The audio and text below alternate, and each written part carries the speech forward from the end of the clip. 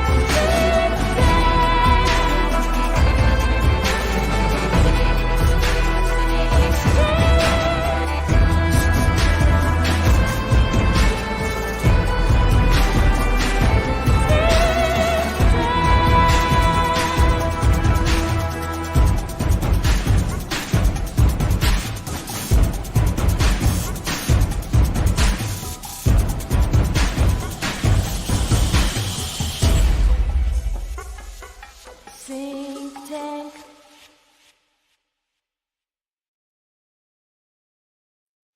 This is so fire, by the way, Thomas. Just wanted to say, like, really good work with this. This is some Jennifer Connelly tanking the She was passing through town. I couldn't pass up the opportunity to have her dress up for us and take a picture with some milk and a Synctank sign behind her. It's what any of us, I assume, would have done if you saw her. Dude. So is that Malacco Plus or just Malacco? That's the Drencrum. How you doing? You think she looks so young? I mean, she's like, what, 50? Dude. Alex, how are you? Good. I know you're doing. I was muted there. I was going to say that I thought it was Taylor Swift at first. Dude, no, you didn't. Come on. No way. Get him out of here. It Cut the looks- feed. I can't even. Try Actually, again. I guess is like, is that like a similar vibe? Like, is the way like real men feel about Jennifer Connelly the way like little girls feel about Taylor Swift? It's like she understands us. She expresses our emotions. It was a beautiful mind that really set my soul on flame. For Wait. Jennifer Connelly. Jennifer Connelly's not in. It's not Demi. It's Jennifer Connelly is in It's Requiem for a Dream, right? Yes. Right. So Yeah. Jennifer Connelly is with Russell Crowe in A Beautiful Mind and Noah. Yeah. Yeah. And she does break glass like she almost always does in A Beautiful Mind when she breaks the mirror, just like in The Labyrinth when she breaks the mirror. You know, it's all this whole. So what does it mean? She also breaks She the winds mirror up in, at the end of the. she breaks- She winds she breaks- up at the end of the harbor at the pier in Dark City. She also breaks the and- mirror in Phenomena. Yeah, and House in Sand and Fog, and the other obvious one we just said, Requiem for a Dream. You guys But yeah, ever she has seen- a thing with the end of piers and breaking glass. That's like her totems. Well, That's what is also a it? flood too. I mean, Dark City, like I don't know. It's like it's all water. Noah building the ark. The pier is also the monolith. You know, Did you see Phenomena like There's a Dario bunch of Argento's Or Phenomena? monoliths right there. I feel like Phenomena is highly underrated because it's like it's clearly. I mean, you got the look at the 2001: A Space Odyssey, chimpanzee, dark chimpanzee, dark MAGA Yeah, with the monolith doors. with the monolith doors. Exactly. This is a Hey. very interesting film. It's about her with ghosts in Switzerland. Right. It's a very beautiful film. It's very But- scattered. It's like doesn't Yeah. know what it wants to be, but it's like she has powers. She can talk to insects or control insects, but she's psychic. But there's a monkey. It's like whoa. Dude, are you guys catching what was happening with Jake Coates recently sharing about the Milton? Like, have you heard Hurricane Milton? I guess it dispersed and there was a lot of hoopla or whatever. But he's been talking about that there's some show about monkeys now. What is it? Monkey, but it's not about monkeys. It's monkey in the title. Crazy, right? Well, there's two that are there's a show and a movie that are coming There's out. a movie coming out by Osgood Perkins called The Monkey. Right, because this was confusing because there was Monkey Shines. You'd think with Stephen King because there's a short story from Stephen King that's very similar, but they're two different things. And so now they're actually doing the old, it looks like, I don't know if I got all my information right, but it looked like they're doing a movie on the actual short story that he wrote that people thought was Monkey Shines. But there's also this like Vince Vaughn show coming out or something, Monkey something or another, and it takes place in Florida. Yeah, it's already And out. and the documentary on HBO or whatever about the lady with the chimpanzees, you know, that whole thing. That was the chimp crazy one. Oh, I thought you were just making a joke. I just have to say a word now since we're in this, but Monkeybone. Monkeybone was the, I love that movie. the weird, but it also represents this weird like inverted milestone for Brendan Fraser's career where he pursued that movie at the sake of a whole bunch of other opportunities that he had lined up, and it ended up not panning out for him, as I understand. Really? I loved Monkeybone so much. I Monkeybone felt like didn't work out. It was good, such a but- missed opportunity. You're kidding me. It's such a good movie though, because it's about a guy who like what is it? He writes with his other hand like Hitler. It's like a Rosicrucianist thing where you switch hands from you know that whole thing. The right? monkey's jerking him off. Right, The and he's got bananas. the hand. No, he's not allowed to draw with his normal hand because he's drawing all this nightmarish artwork, the way Hitler was doing nightmarish artwork. So he switches his hand behind his back. He's walking around with his other hand, and he's drawing now with his left hand. He's taking the left-hand path, right? That's Brendan Fraser's character. Now he's drawing the monkey bone. He creates this crazy monkey that actually comes from this Netherland realm, and then he gets his soul swapped with the monkey. Do you remember the movie? That's basically Yeah, it came out in 2001 too. So Monkeybone, you know, the monkey in 2001. the touchstone Rose the monkey Bone. bone. Oh, It's- right. yeah, You yeah. guys know who the man in the ape outfit of Moonwatcher in 2001 was in real life? I bet Alex Yeah. does. Remind me, was it? I know I should know this. Yeah, he was. Wait, that's a shot. I forget his name now, but he was a mime, and he was like a junky young kid mime basically, and he wound up, you know, working Daniel with like Richter, John right? Lennon. And, yeah, Dan Yeah. Richter. That's He has right. He's a in, memoir. he was the From Connecticut. the director of photography for John Lennon's Imagine video. That's what it is. Yeah, he did. Yeah. He did with Yoko Ono, and yeah, okay. He's also part of the Sierra Club. He's a participatory climber for the Sierra Club. There's the other thing. Yeah, he's Sierra Club's weird. There's a lot of weird stuff going on with the Sierra Club. You know what I mean? it's interesting. I mean, I don't. I read that memoir, but I don't remember that many details from it at this point, sadly. But his name being Dan is kind of interesting since it's, you know, Danny. Danny, are you okay? Are you okay, Danny? Are you okay, Dan? but- What's Bill Cooper about? What do you want, Jack? What do you want? What do you want about Bill Cooper? What is your point? What do you want? Oh shit! Are we talking about Bill Cooper now? Yeah, like was it like a BC perspective? Like what? Oh, because of Milton. Right. Oh, the misinfo Navy intelligence fake Hurricane- UFO Milton Cooper. Oh, yeah.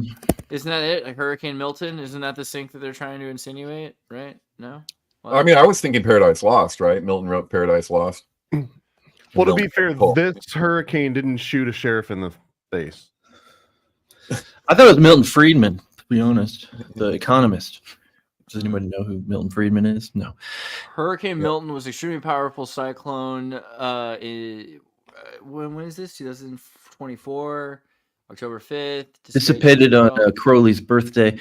Yeah. I was going to back up for a second, talk about Monkeybone, because I remember why I just looked it up recently, which was that I found that its Organ release donating. date, like I say, in 2001, Monkeybone released, it was 42 weeks before the movie Vanilla Sky released. Really? And Vanilla 42. Sky, yeah. And well, Vanilla Sky released the same day that Donald Trump was 666 months old.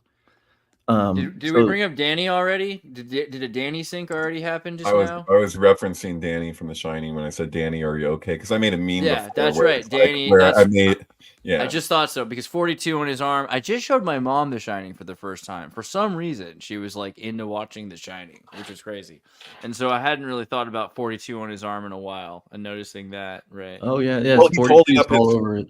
Yeah, he's holding up his Jupiter finger. So if Yeah. you're equating 42 as the alchemical symbol of Jupiter, it looks like a 4 and a 2 put together, you know? In I should point out that in Monkeybone, Whoopi Goldberg plays Death, the ruler of the Right. land of death. That's So think about the organs too, because a big part of it is his organs card, like the transplant of the organs. And he's got to get this character who has his organs. in the- possession is involved, so Chris Kattan is possessing Yeah. an organ donor. I haven't actually seen this movie, but Also, you need to see this movie. Also, Chris know. Kattan's character, like it's also something about 93 minutes.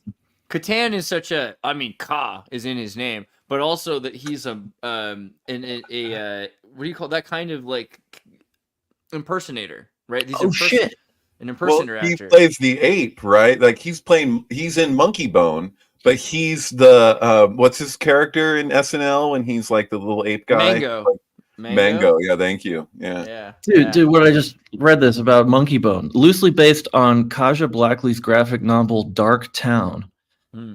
Dark Town is Dark City. I mean, it's the Okay. same. Guys, there's something I'm tripping out on with Chris this Kattan new. also went insane, Yeah. by the way. He had like a mental break. Is that what happened to him? I was He curious. went to a Connecticut asylum. Yeah. Sorry, keep going. Oh, thank you. Yeah. Yeah, know no, the it's story. just that I read a blurb on this and I'd like to have it confirmed or hear other information on it. But apparently, this new Stephen King monkey movie is supposed to connect to the film Nope from Jordan Peele. Whoa, yeah, okay. So I was going to ask you about. That's what I was Yeah. wondering, because it's that the thing. yeah. Thank you. The whole mystery of Nope, the whole unanswered question of Nope is about the monkey, like Right. what's going on with the monkey. So when I saw the title of that being Osgood Perkins directing, and he was in Nope, Yeah. then I was like, well, is it the same monkey? Are they related? But I didn't know. So they are actually supposed to So be related. apparently there's something to that. And this was not from like a sync source. This is like a mainstream source just saying Oh man, something this matter movie of fact. is so much more Kubrick now that I see the banana phallus Yeah. part. I hadn't even. This is gotten one that yet. point perspective right They're here. like, look. They're like, One look. guy's dead. They're like, this movie is deep. All right, like it's phallically like deep. It's penetrating your subconscious. Okay, Moon sorry. Key. So there's but a weird Freaky Monkey- Friday aspect of this too, because just as this was Brendan Fraser on the downward slope, because he had done The Mummy and he did Bedazzled, which were both fairly popular, and then Monkeybone came out and it like lost all the monies. Like I don't think they made any money on the entire movie. But at that same time, Chris Kattan, he ends up going into like the only two big movies that he get. I don't want to say blockbusters, but Corky Romano, which was the one where he got to get top billing. And then he was in Undercover Brother, which was sort of like an Austin Powers sidestep, right? Which was not horrible, but this was Catan like going up the slope, right? And Brandon Fraser going down the slope. Oh, good point. You see that movie, My Old Ass, already, which is the Freaky Friday of like the modern era, right? I thought there was like- another Freaky Friday. Oh, is this? This is like the. Dude, this I'll is- watch anything with Aubrey Plaza in it, dude. Aubrey This is Plaza. this is the Aubrey Plaza equivalent to a Freaky Friday movie where they like she does mushrooms with her sister, I think is what it is, and she's 42, of course, and the sister's like 19 or I forget exactly. What it is. 42 and 19. That's good. It's got to be, it might Good be combo. 18. Yeah, and so then they switch places on mushrooms for like a week, basically. That sounds dope. It's dope. It is actually. I mean, like this is the kind of movie you can show your mom. I'm looking for those kinds of movies. Not that you should show your mom a movie about girls switching places on mushrooms, but you could.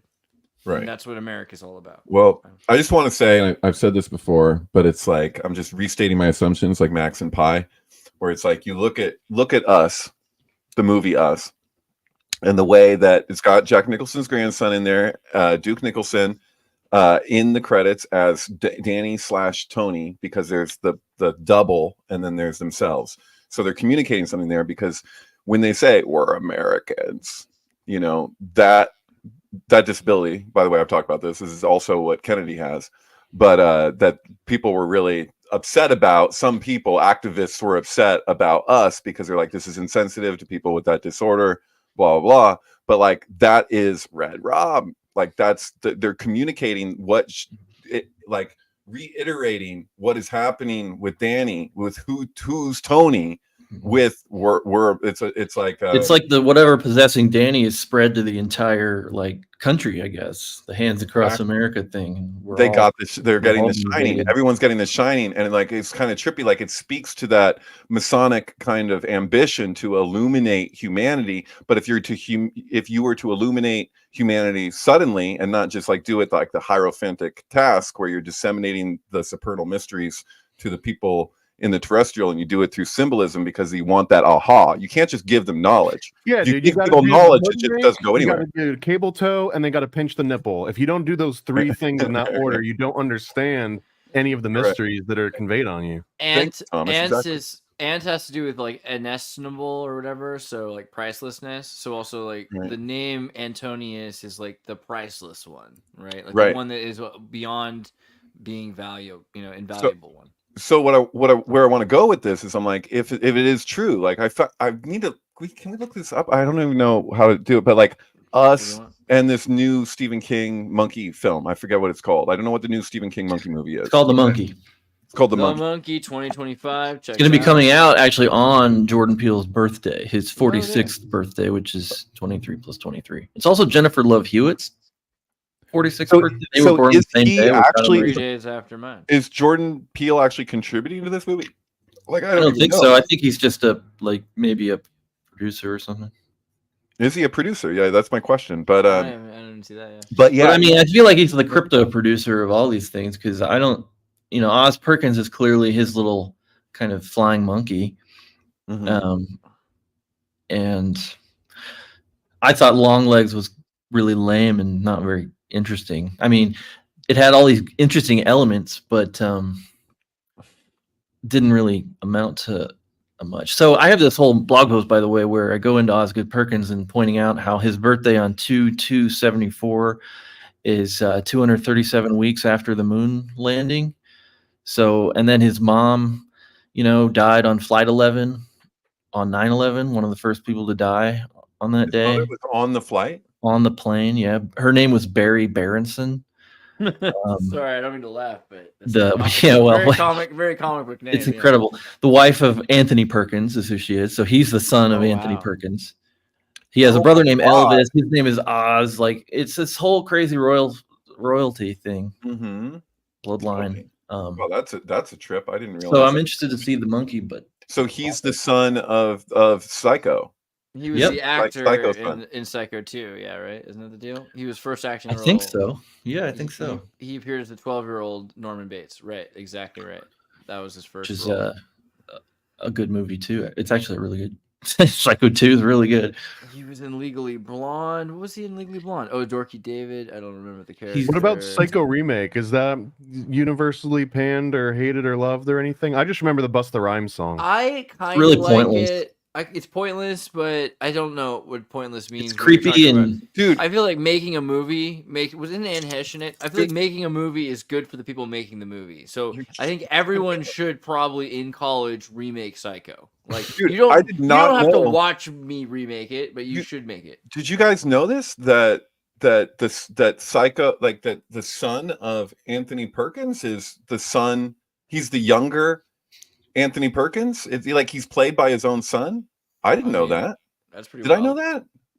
No, I didn't. I mean, because his father was the original Psycho, so he played a younger version of his father. I mean, I guess that happens, but that's interesting. Right. So in the I mean that's pretty sweet. I don't know. I feel like that was kind of what's up with the Psycho remake though? Actually, because it has some weird. Well, that was Gus Van Sant. Yeah, see, that's what I mean. There's definitely something interesting about this movie. I feel well, not just that. I mean, the billing, right? Vince Vaughn, Julianne Moore. I think I actually saw it before I saw the real Psycho. Really? I saw it, yeah, which is kind of bad, but so I really liked it. But they screwed up because I tried to do this. By the way, I ran the original Psycho with this Psycho into Pinnacle, and I was just like, please, because it's supposed to be shot for shot. I think I could do it if I went every scene and condensed it. I wanted it to literally be close to in sync. Like what Gus Van Sant should have done, in my opinion, is he should have made it so that the measurement, every scene was exactly the same length. Like if he set it up that way, if you're gonna do a movie shot for shot, why not take it all the way? Because what would allow us to do is to just play them both at the same time and just watch how they meet. He also added some really awkward things like the sound of Norman masturbating, and my favorite part, by the way, of course. Well, was it maybe it makes you lurid nudity that is kind of unnecessary? I don't know. I think in 1998 nudity was important. I feel like it was something that but seriously, we would have had nudity in the original Psycho if we could have. It's true. There's no way that yeah, there's no way it would have happened the other way. The artistry of how he gave the illusion that people really felt that they saw nudity because the way that he cut it, like especially and the shower violence. scene, They felt like there was more violence than there was. Hitchcock was really good at creating the illusion of what he wanted you to feel. But there were things he was not against, like female form or anything like that, you know. And I think he also probably was into like the pervert. Like if you read the one who's got with the rope. Is it what's called the rope? Rope. The movie Rope. Yeah, like Hitchcock's clearly kind of a pervert. That movie's freaking crazy. Isn't that just 2 cuts? Or is it 3? I think so. I think it's maybe like 2 cuts. Yeah. And the way that they hide the transition where they just go behind somebody and you don't quite catch that it's like, you know. They only cut because they run out of film stock. That's like I think that's exactly what it was. That it would have been 1 take, which makes the film feel kind of like a play, you know, like it has a feel of a play. But yeah. Which was, definitely. Since we're talking about Psycho 2, I think it's just always the most interesting part to me is that the shower scene, I believe, was based on a movie called The Seventh Victim. And The Seventh Victim was literally a movie about high society Satanists that lived in Manhattan based on an actual meeting that, I'm blanking on the guy that wrote it, but he was at one point Aldous Huxley's research assistant and got connections to an actual satanic cult in the Upper West Side of Manhattan, and met with them. And that's where this character of Jean Brooks and her entire enclave in this movie kind of came from. And this was like an unofficial sequel to Cat People as well. Right. Really? Unofficial sequel? Where did you get that? Is that when this movie was written, they had written both movies. They wrote Cat People and Seventh Victim. It came from the same producers. Yeah, and I guess the way that they did is they would just sit down and like write the movies out and have the names of them and everything, and then they would go out and make them like kind of preordained. What the hell was the guy that wrote? Yeah, it was RKO that ended up setting up. And the Palladis. The Palladis actually comes from Leo Taxel's Mysteries of Freemasonry, when he claimed to have this secondhand account of them doing ritual sacrifice and worshiping Baphomet. Basically, all the Templar charges brought up again, like centuries later. But all of this gets baked into Seventh Victim. And Chick Tracks. And the way you know that it's true is because Cat People is about a Serbian chick. So, obviously. I like There's 237 in Psycho I wanted to show everybody. Really? I don't know if you. Yeah. Oh, yeah. I put it in the private chat. Okay. It's very cleverly. Oh, no. The license plate has something to do with it. It's not the license plate. No, it's yeah. Okay. Oh, no way. Really? Yeah, so it's like a perfect thing where everything else you don't see it. He kind of, until he puts his arm up and he kind of covers it up. But it's right when he hears, she says, "I'm from LA." And that's when he decides to give her room number 1, which is the room that he can like spy on her with. So it's very creepily done how he kind of like, as his thoughts change, suddenly the 237 appears and he's like possessed of the desire to do what he does. So that's. Have you guys seen this? I don't think it's available online anymore. Rob Agger does this where he'll put videos up and then he'll take them down and he'll charge you. I think I'm going to buy this one because you can get like the 2 packs. And it's like $4 for like 2+ hours worth of work that are you guys hip to Rob Agger, Sure, yeah. But his one on Psycho is one of his, in my opinion, is one of his best because he treats it as that the Psycho in Psycho is psychoanalytic. Like this is a psychoanalytic movie. Like it's not just about a crazy person. Like, and the arguments for it are really strong because he goes step by step through the movie and shows instances of really like of symbolism that you could definitely relate to Freudian ideas. Like it's kind of like a Freudian movie when she's trying to get the car. Is it her? It's him. When Anthony Perkins is trying to get the car to sink in the water and it's not quite sinking. There's even, I can't do this justice, but you're mentioning 237. I was like, there was something on the license plate that like, I think it says anal or something. Like we'd have to look it up, but yeah, it's just like, it's just ridiculous. Like there's like, oh man, I can't do it justice. It's one of those great Rob Agger videos though. I think it's just like 20 minutes long or something. And I just wanted to make sure I wasn't misspeaking. So the reason why it's Seventh Victim is the prequel to Cat People, and it's because they both feature the same character. Dr. Judd is in both of those movies. And another interesting note on that is that technically the building and that society that we meet in Seventh Victim is sort of the 1930s version of exactly what Rosemary's Baby would take up years later. Like it is that high society Satanists that are living amongst, like normal society. Mm-hmm. Totally. Huh. True. Anal 709, is that what we're looking at? It does say anal. That's true. It does. Analysis. It's spelled as though it's Hebrew. See, it left out the vowels. That's even more intense. What about Dragnet, the movie with Dan Aykroyd and Tom? Which is also about a Satanist cult, Hanks. right? Yeah. With Baphomet, because don't they have like the furry leg thing? They got like the pan legs, whatever's I going feel on. like that's a way underrated movie as well. Just Dragnet's a great show. Dragnet's a great everything. But what? Well, Tom, you have emotional, like whatever in this, but this was like his best part for Dan Aykroyd. It's the ideal part. Who else could have delivered such an amazing performance of Friday? Harvey Keitel? I don't know. No, dude, I don't think anyone could have done it as well as Dan Aykroyd. There's another one called Loose Cannons with Dan Aykroyd and Gene Hackman, and he spends the whole time like doing Wizard of Oz impersonations, and it's all about like a Nazi porno tape that they're chasing down, and it's very ridiculous. Loose Cannons, but so Dan Aykroyd that too, I believe. Yeah, that's what yeah. Loose cannons is such like a thing that you'd hear from the chief of police saying to the guy who's like, just, you're a loose cannon, you're out of control, you gotta lay off of this case, I told you to stay away from it. You caused $20,000 of damage. yeah, exactly. I got the mayor breathing down my neck over here. What was the name? I was just remembering. I saw a documentary recently. I think we talked about White Boy Rick, right? Where he was the kid in Detroit who was arrested for like life and is still in jail for cocaine or whatever. But it was actually because he got in a relationship with like the daughter of the police chief or something like that. You know what I'm talking about? Matthew McConaughey movie, yeah. But what was the name? Like Hershey? Is that the name? I'm trying to remember the name of the Gil Hill. Okay, Gil Hill was the actual police department chief that the Beverly Hills Cop. Not you. Where did I go? Sorry, I was trying to do my present screen right here. Yeah, so that was something that Alex did. No, it's good to see you, Alex. It's good to see you, Alex. No, but I didn't even know. Gil Hill is a real police chief that they hired to be the police chief in Beverly Hills Cop. But I wonder, like, did they do that just so they could like spy on him?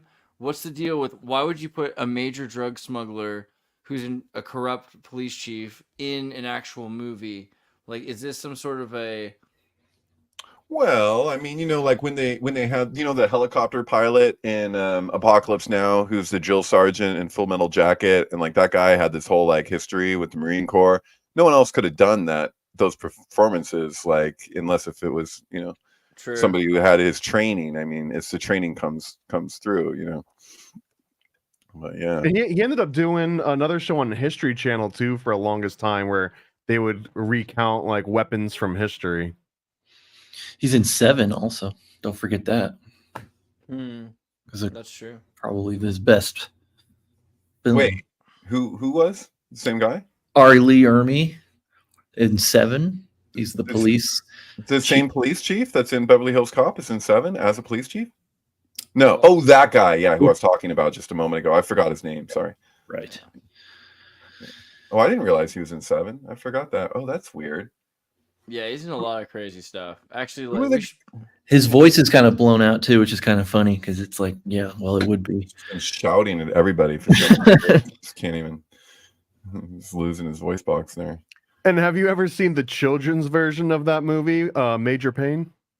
Of course. Yeah. Which is basically Full Metal Jacket for kids. I've always seen it that Watched way. it recently, actually. It was thought that it was In the Army Now or Stripes, but yeah. I feel like Major Payne is also deeper though, because it's teaching you about white kids that are, culturally destroyed already. And here's somebody who is coming from African American culture, and so they have discipline. So it's showing you how, essentially these upper middle class white kids have zero discipline and that they need a father figure because all of their fathers are busy working or whatever it is. And the only father figure they can find is Uncle Sam, right? It's like the foundling father figure, which is really the ultimate father figure is this military, you know. Well, That's and a really good also, point. Child's Play 3 is sort of a similar concept where they've got the black kid that goes to military school and he doesn't have a father figure and his father figure becomes Chucky. You're right. I remember that. Thank you. That's honestly is my favorite Child's Play movie. That's out of a all of them. demented sync that makes a lot of sense, actually, though. That's not wrong. Like, that's actually Uncle Sam is Chucky in that scenario, and it's dangerous because the military-industrial complex, which is a bad father figure, it's a bad thing to fill the blank hole.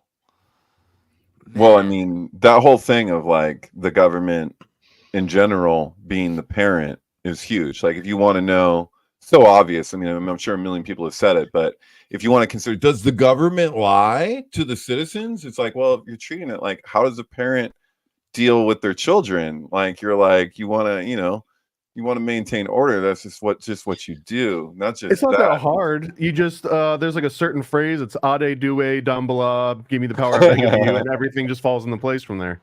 I mean, I feel like Dreams and Nightmares is a big one, like right now, especially. Okay. Um, I feel like Nightmare- it's a hard right turn, but I also have to say that the scariest and the best death out of all those movies is the one that everyone hated, the video game version. Which one was it? Freddy's Dead, and he starts rubbing his hand on the chalkboard, and that dude with the earpiece, it turns into like a little alien and starts eating his face. By far the best one. Everyone hates the video what about game scene. Andros I love the Jones, video dude? game. What about Andros? Andros is the only character in all the whole franchise of Nightmare on Elm Street where you don't actually see Freddy kill him, because there was a special effects issue that day. I forget what the deal was, but he's doing kung fu and he's fighting air, and you're supposed to be like, "Oh, Freddy's there. We just can't see him." I And he think just, the like, third fucking- one's the best. Nightmare on Elm Street, Dream Warriors. There's something about this one. It's got Lawrence Fishburne in it. Patricia Arquette, Patricia's the star. I think It's got the best. It's most cohesively. It's the most. This is fun. the one I could watch. This one like 80% more often than I could watch any other Nightmare on Elm Street. Well, this one had the hip hop soundtrack where they had you can find, I forget who it was. Was it Run DMC? Did the like the hip hop song for the movie, and actually, if you take that album and you play it with this film, it's actually really incredible. Dude, I've been meaning to upload that for a while though. But yeah, There's something. I was just thinking, or just what came to mind when you're talking about Major Pain was this. It's not worth putting me on the solo cam. Man. You're handsome. You're handsome. Look at his hair. Wish we all had hair. God damn. All right, here you go. Well, somebody else was talking about 12 Monkeys earlier. Brought up 12 Monkeys, and there's something between these two movies. I just realized they both came out in 1995. I feel like I saw them at the same time or something. I love 12 Monkeys. I love the show. I love the movie. I'm all about like, I don't know, the bald Bruce Willis's bald shaved head being like the military kind of shaved head, and that hooks into time travel. And I mean, there's, I don't know exactly. I'm remembering in Major Pain when in Arthur C. Clarke's 3001: A Space Odyssey, everyone has to be bald. It's just part of the deal, right? You know, women, men. It's just the future. It's the way things go. You know, yeah. The way he breaks everybody's finger, like he's like, let me take your mind off the pain of that gunshot wound, and he takes and just like snaps the guy's finger, and he's like, ah. Actual stuff. That seems like it had some kind of ritual significance or something. Or actually, it's injury to injury. But yeah, I don't know if this was intentional, but you started out talking about Phenomena, which also has the monkey in it, right? Like, even on that front cover. But there was also two other monkey movies that came out in that same time period, in like the late 80s. There was Monkey Shine, which had a scarier cover than the movie itself. That's what I'm saying. People thought that was Stephen King, but it wasn't. Yeah, and then also Project X, right, with Matthew Broderick was right. That was what I was maybe not a horror movie, but dude, I mean the military-industrial complex. Sorry. Can we acknowledge, like, this is I'm kind of hyper focused a little bit on this sync right here, because I'm like, that was the thing is that Project X is another one that's out. Oh my god, I but love this movie. We'll go no, back to that it. it's called Monkey Project Shines. People thought it was the Stephen King monkey story. It now looks like Mixed Jordan with The Peele. Shining. You have a connection between us being like a kind of subliminal sequel or continuation thematically of The Shining, and then you have this the monkey, and it like connects with Monkey Shines. There's something weird going on, man. I think I'm gonna have a sync video at some point come out on all this because All right, what the hell? do you guys have any? Do you want to continue syncing, or do you have these? We can go. Let's Yeah, do a little. The helper gotta- monkey that so turns it I- that is fucking I have- evil. It's I have monkey thesis already, but we can go for some more. Check the private chat. I got a link there. Simian Something. Simian sinks before monkey thesis. Dude, consider too, like this is Project X. If you look at the like X being 10, right, in Roman numerals, if you look at what is the X for tarot, it's Wheel of Fortune, which pictures the ape. There's the simian ape on the wheel in Crowley's deck. This is an 1889 film called Monkey Shines, bro. Really? You're gonna show? Yeah. This. Oh yeah. Sorry. What? What is going on? Edison Laboratories. New Okay, so Jersey, this is like the earliest film, the first film shot in the United States. It's like one of the earliest pieces of cinema that exists. Yeah. And it's called Monkey Shines. There's two of them, number one, number two. So this is like spurned the existence has so many thoughts of things, but it associates for me to like, if you remember in Twin Peaks: The Return, the first scene where they have that box and then the box captures Judy, or whatever that kills that's what this reminds me of, and it's spurred on a whole lot of thought. So anyway, that's the origin of the Monkey Shines. Wait, Dude, you're blowing my mind. What happens in Nope? What is the movie centered around? Is the freaking Stanford what is this guy's first, the guy who started Stanford University and all that, where he had the bet on if a horse when it's running, right, all of its legs are ever off the ground at the same time, and that's where we got DCP. Sorry, it's my initials, but the 24 frames per second for being the standard for film came from that, because they just determined that was the best to get every little bit to get a view of it, 24 frames per second. And like that, if you've seen Nope, you know that's the whole thing. They're educating you on the origin. What's really interesting is like you're saying this movie Monkey Shines is the first film of like what? From America? It's the first film to be shot in the United States. Like I don't know the exact technical detail. I think I'd have to look it up on the. What year was the 1880? 1879, I think it was a little earlier. That was like the first like 1879, moving picture. 1880 though is in the United States though, where Edison Laboratories was first started in New York. So this is like some of the earliest films. I'm just saying, dude, this is a Synchronicity show. Like, are we like? Can I just say, like, I've been tripping out on the connection between us and The Shining. Then there's Monkey Shines. Then there's the monkey that everyone thought Monkey Shines was the monkey from Stephen King. Not everybody, but a lot of people thought that, because it's like you had this short story, you make that connection, but then Nope is tied to the freaking original horse video, and then this is the original. Like, it's called Monkey Shines. Are you like? I don't know. I'm tripping out right now. It's good. The whole thing, like, and I don't know exactly, but Project X, I feel like in Twin Peaks they actually like use that term. I might be wrong here, thing, but, like, right? Isn't to refer to that box? Like, it's based on a true story, right? Matthew Broderick's movie. Well, that I don't know. Is it? I think it is. I'm pretty sure, actually. Or inspired by a true story or whatever. So theoretically, Roundhay Garden scene is the oldest clip that we have that is maybe about a year older than the Monkey Shine. That's what it sounds like. I've seen that one too, yeah. But Monkey Shine is like one of the oldest films, and maybe the oldest film we have from the United States, from Edison's laboratory. Yeah. And predates the train heist, which is his. Right. You know. So what's the premise of Monkey Shines from 18 what? 90? Well, it's really just a playful video of a guy moving and a woman moving to show that they can capture motion. It's that early on. Yeah. The speculation that kind of Sean and I developed out of it combines with Twin Peaks and 1980 becomes something that we call the cinema beast. And this is something I'll write about in the future.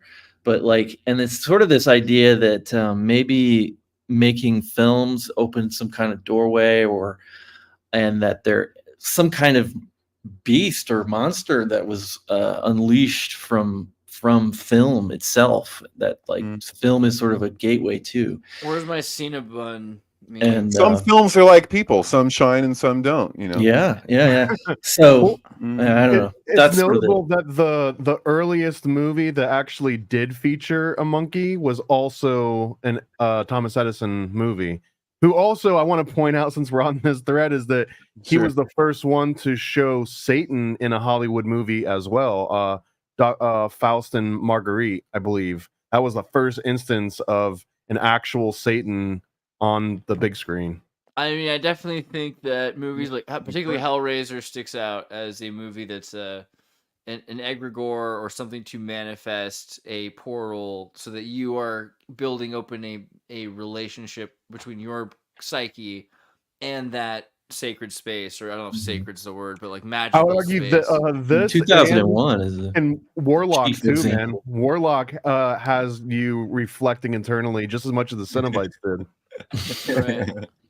But I mean, What like, about Warlock too, though? the idea of building a world that you're making real by first imagining it, and they're kind of showing you how that's going to work. Like, you're going to create this world in your mind, but really the mind is just learning about the world that already exists.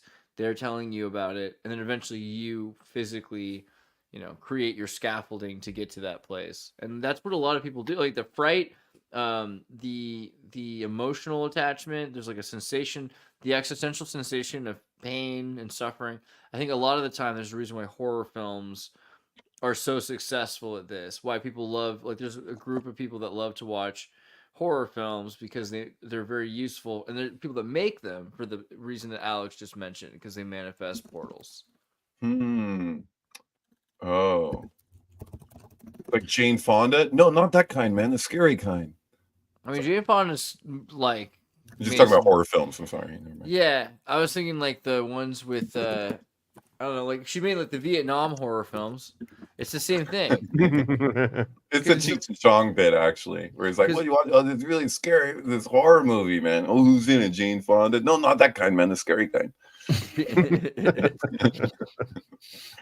Some bad taste. I gotta say that, like, I haven't been commenting on the comments today, like just bringing it up, but we got a good crowd today. People in the comment section are doing pretty good. I keep peeking over there. Shout out to Synthtrax. We like you. Did you guys see anything that you were excited about? We didn't quite go into Project X yet. We could still do that. But I just noticed that Hellraiser came out on September 11th, 1987. really? Yeah, Hellraiser 3 came out on September 11th, another year or two, and pictures of World Trade Center in the main poster for it. Oh, okay. Wow. I do feel like this, like we're 3 or 4 syncs detached from this, but we can work our way towards bedtime for Bonzo 2, which is another monkey movie, which I feel is going to have to tie into this somehow. Yeah. We go into every monkey movie, right? Let's do it. When did the book come out, Hellbound Heart, also? Because, that was the original. Oh. It's like 1984. I don't know when the... What were you saying? 1890, 1980? That was that because Project the film, X? Yeah, because the film, I think that's right. When did Project Okay. X come out? Project X, I think, was a little bit later in the 80s. Dude, so I'm sorry I have to do this. Mighty Joe Young, Yep.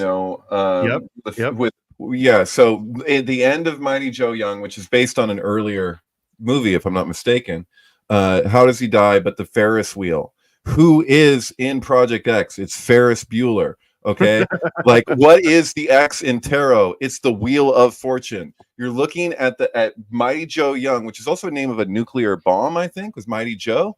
And then we're back to Anne Hesh again. Right, but it takes the place of the Statue of Liberty for King Kong, because King Kong dies in the Statue of Liberty. Mighty Joe Young dies on the wheel. And the first Mighty Joe Young was created by a guy that co-directed the original King Kong movie as well. Right, and also keep in mind, isn't this freaking Charlize Theron, right? So and Twister, we're right back. Oh, am I wrong? Because of Helen Hunt, right? I wish She's it in was her. Helen No, Hudson. but Bill Paxton isn't that right? Am I crazy? Yeah. Oh yeah. And Helen Hunt is in Project X, so she comes from Trancers to Project X. Why did I think it was Charlize Theron? Is she in another? She is. monkey No, I She's movie? in think it. she is. Yeah. Oh, that is her. Yeah. Right, because she's like the Beast and the Scarlet Woman, Theron, Mega Theron. So like like it's all throughout her career. Jake Kosa made an incredible video about it. If you go to his Vimeo, it's in the highly recommend. He's got 2 videos on her. One is about the fact that she drinks in like alcohol in like every single movie she does, no matter what. It's insane.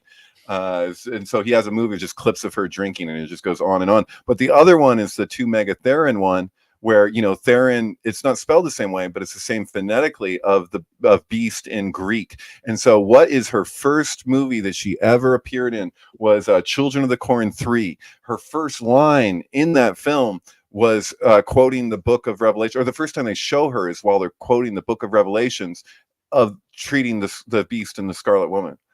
So there's like, and it goes throughout her entire career. It's just this, Which also syncs with thing.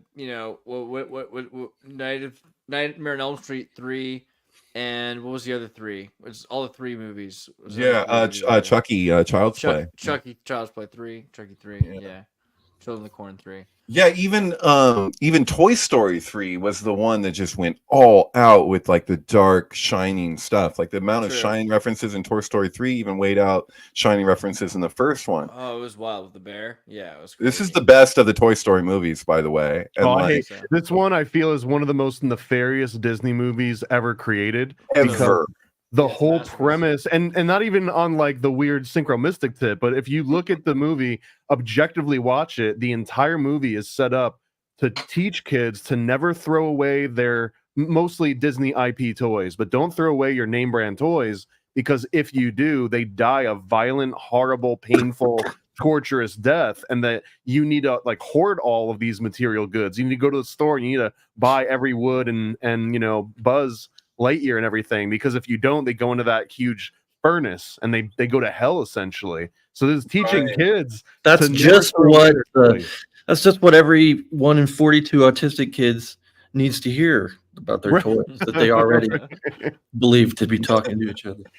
Yeah, not only are they real, but they will suffer. Check the Twitter chat, Andreas. And dude, even in Toy Story 2, a really good, they set up Sid to be the bad guy, and they even have this scene where they make him look like a mad scientist, and he's like arranging old doll heads, and he's putting them on erector sets, and you look at it, and you're like, oh my god, he's creating monsters, but really, what is he doing? Is he's repurposing like unofficial bootleg toys, and that's kind of what Disney, I think, is like, no, that's the bad person. You don't want someone that's using and playing with unlicensed toys. You have to buy the brand new ones from Toys R Us that have a little Disney logo on them.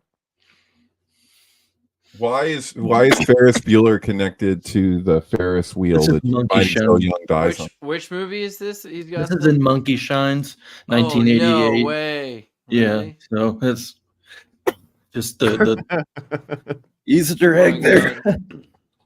Dude, I'm telling you, dude, there's something going on with this monkey business, man. We're not monkeying around here. We'll ask.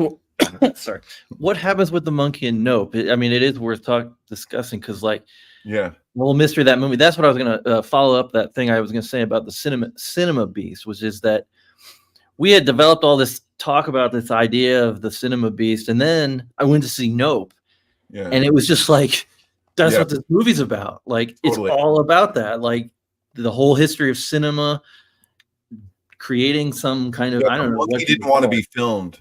Like, that's what it feels like. The monkey didn't want. It seems inspired by that actual incident that was super sensationalized, but they never told you in the news the full details of what actually happened. You guys know about this, about the family that had the pet monkey that they treated as a real member of the family, and they dressed up and they would eat at the dinner table. And what it did, it finally ended up doing, it ended up snapping. Like, it must have. This is something that built up in the ape for a long time. It was a chimpanzee. Not monkey. It's a chimpanzee, and at a certain point, it snapped and it ripped off the face of the mother. No, the lady. It's a little different. It was a lady, and she invited her friend over, and the friend, this is crazy, the friend brought over an Elmo doll because the monkey happened to love Elmo, and as soon as she got out of the car and went to present this Elmo doll to the monkey, it went ape. And it just started like attacking her. The lady calls the police. She's like, "The monkey is eating my friend's face." And the This worst is part another is incident. Monkeys eat people's faces more often than we'd like to. I hear they taste pretty good, actually. But what it did was, I got this from a very reliable source, by the way, and I'll share it on the podcast, even despite it being kind of grotesque. Is that because this is significant? The monkey ripped off the dad's testicles, ripped off his dick. It shoved it up his rear end, and like what a and then a cop showed up, and the ape got into the other side of the cop's vehicle and fucking killed the cop. But the ape just completely lost it, and I guess it didn't like being dressed up. And the fact that the ape just like put up with it for so long and then had a breaking point, I find kind of interesting. It's like, do you know what I am? I am a wild creature. Like it's like the ape knows and is humiliated of being like, I'm not one of you. And then it's this whole crazy thing. But the thing that it did with the father, like knowing that, I'm like, what a statement. Like what do you know, primal statement of like, you're the man. I'm gonna this is what I'm doing with you. Like, got your nose. I got your nose. Oh man, yeah. Sorry, I had to go there, but that apparently is what happened in one of those sensationalized incidents. There's been a few. People want to relate to animals. Like that was kind of the thing with Tiger King, right? It was like you want to take the wild animal and then just be like, oh, he's just like, what are you doing with that snake, lady? I'm a freaking snake. I like the one in Blackfish where the whale is playing with the guy and like he holds him. He's like, I don't want to play anymore. And like, well, we're doing it. And the whale's like, fine. And he like holds him down until he's like a deep diver. So he knows exactly how long he can hold his breath for. It's like, you want to do that again? And the guy's like, all right. And he like leaves him alone. It's like, 'cause the whale's like not feeling like playing right now. Right. Yeah. Yeah, you gotta, be respectful to the things, and you just like dress them up like one of us, and just be like, oh yeah, no, he likes it. Maybe they do for a while, depending on how they're treated. Like I don't know. Maybe there's a way to do that. Like those apes that roller skate and smoke cigars. Like I'm a big fan. I'm thinking about the 2001, the whole thing, like going back to the whole narrative seems to be and the monkeys. The what? And the birds. Think about it, because we're talking about Hitchcock, and so if you think about it, you got reptilian mind. This is the Jeffersonian thing, okay? So Thomas Jefferson said, if you want to have a duel, if you want to kill somebody, then count to 10, right? If you still want to kill somebody after you count to 10, count to 100, right? If after you've counted to 100, you still want to kill somebody, you challenge them to a duel in 10 days, okay? And so the idea is to give yourself so much time that you get out of the reptilian brain. Oh, thank you. Yeah, word. Though that was what Tom Green was saying about those incidents where you have like teachers like sending like a nude photo to their students, their third grade student or whatever, and he's like, back in the day, you had to get like you're sending it to them. Like there's no text messaging. Like, what are you going to do? You're going to have to get an envelope, get a stamp. You're going to have to take the picture, get it developed. You have and you're got to be drinking the whole time. If you're on one, you're like, I'm doing this. In other words, you can make a mistake that can be a life-changing mistake instantaneously. Instinct. You had to have all this time that you have opportunity at each one of those steps to be like, you're licking the stamp. You know what? Maybe I shouldn't send this. But a lot of people. The movie Road Trip too. That's essentially the premise, right? Is that he didn't send an email and they're trying to like track the letter. I'll be right back. That's true. Good point. But instinctually, I'm sorry, also I didn't mean to cut you off, Alex. We can go back to it. But instinctually, the alternative is a reptile, but the birds are reptiles, right? So the birds have the same sort of, they throw you out of the nest. They don't train you. This is exactly the same kind of idea. We're creating this instinct versus contemplative, playful mentality. The monkey is playful. And I think people think of that as kind of a bad thing. They're like, oh, you shouldn't be playful. You shouldn't monkey around. But that's sort of the answer, really, I think, in a lot of ways, unless you think that you're supposed to be a reptile. Right. Bubbles. We talk about Bubbles? Michael Jackson's monkey? Yeah. Bubbles. Is that what happened to his nose? Bubbles took it? Oh, no. Was it Eddie Murphy talking about hanging out with at at Michael Jackson's place, and he's like, you gonna go communicate with the chimpanzee?" And he's like, "No, you don't want to go near him." Mm-mm. That's It's like, yeah, it's crazy. But like, and then what if it was true? Is what's terrifying. Oh my god! Right. There's all the sync thread with Michael Jackson in 2001, right? Because he's got the monolith constructed at the house he grew up in front as like this monolith monument, and it's got him moonwalking on the back, because you had in 2001 you had Moonwatcher, and then he's Moonwalker, and so yeah, and he had this pet ape that was kept in a cage, and it ceased to be friendly after a certain point, because it's treatment, it's like, it's crazy. Dude. And I mean, Bubbles. I swear that Michael Jackson was in a Stephen King movie.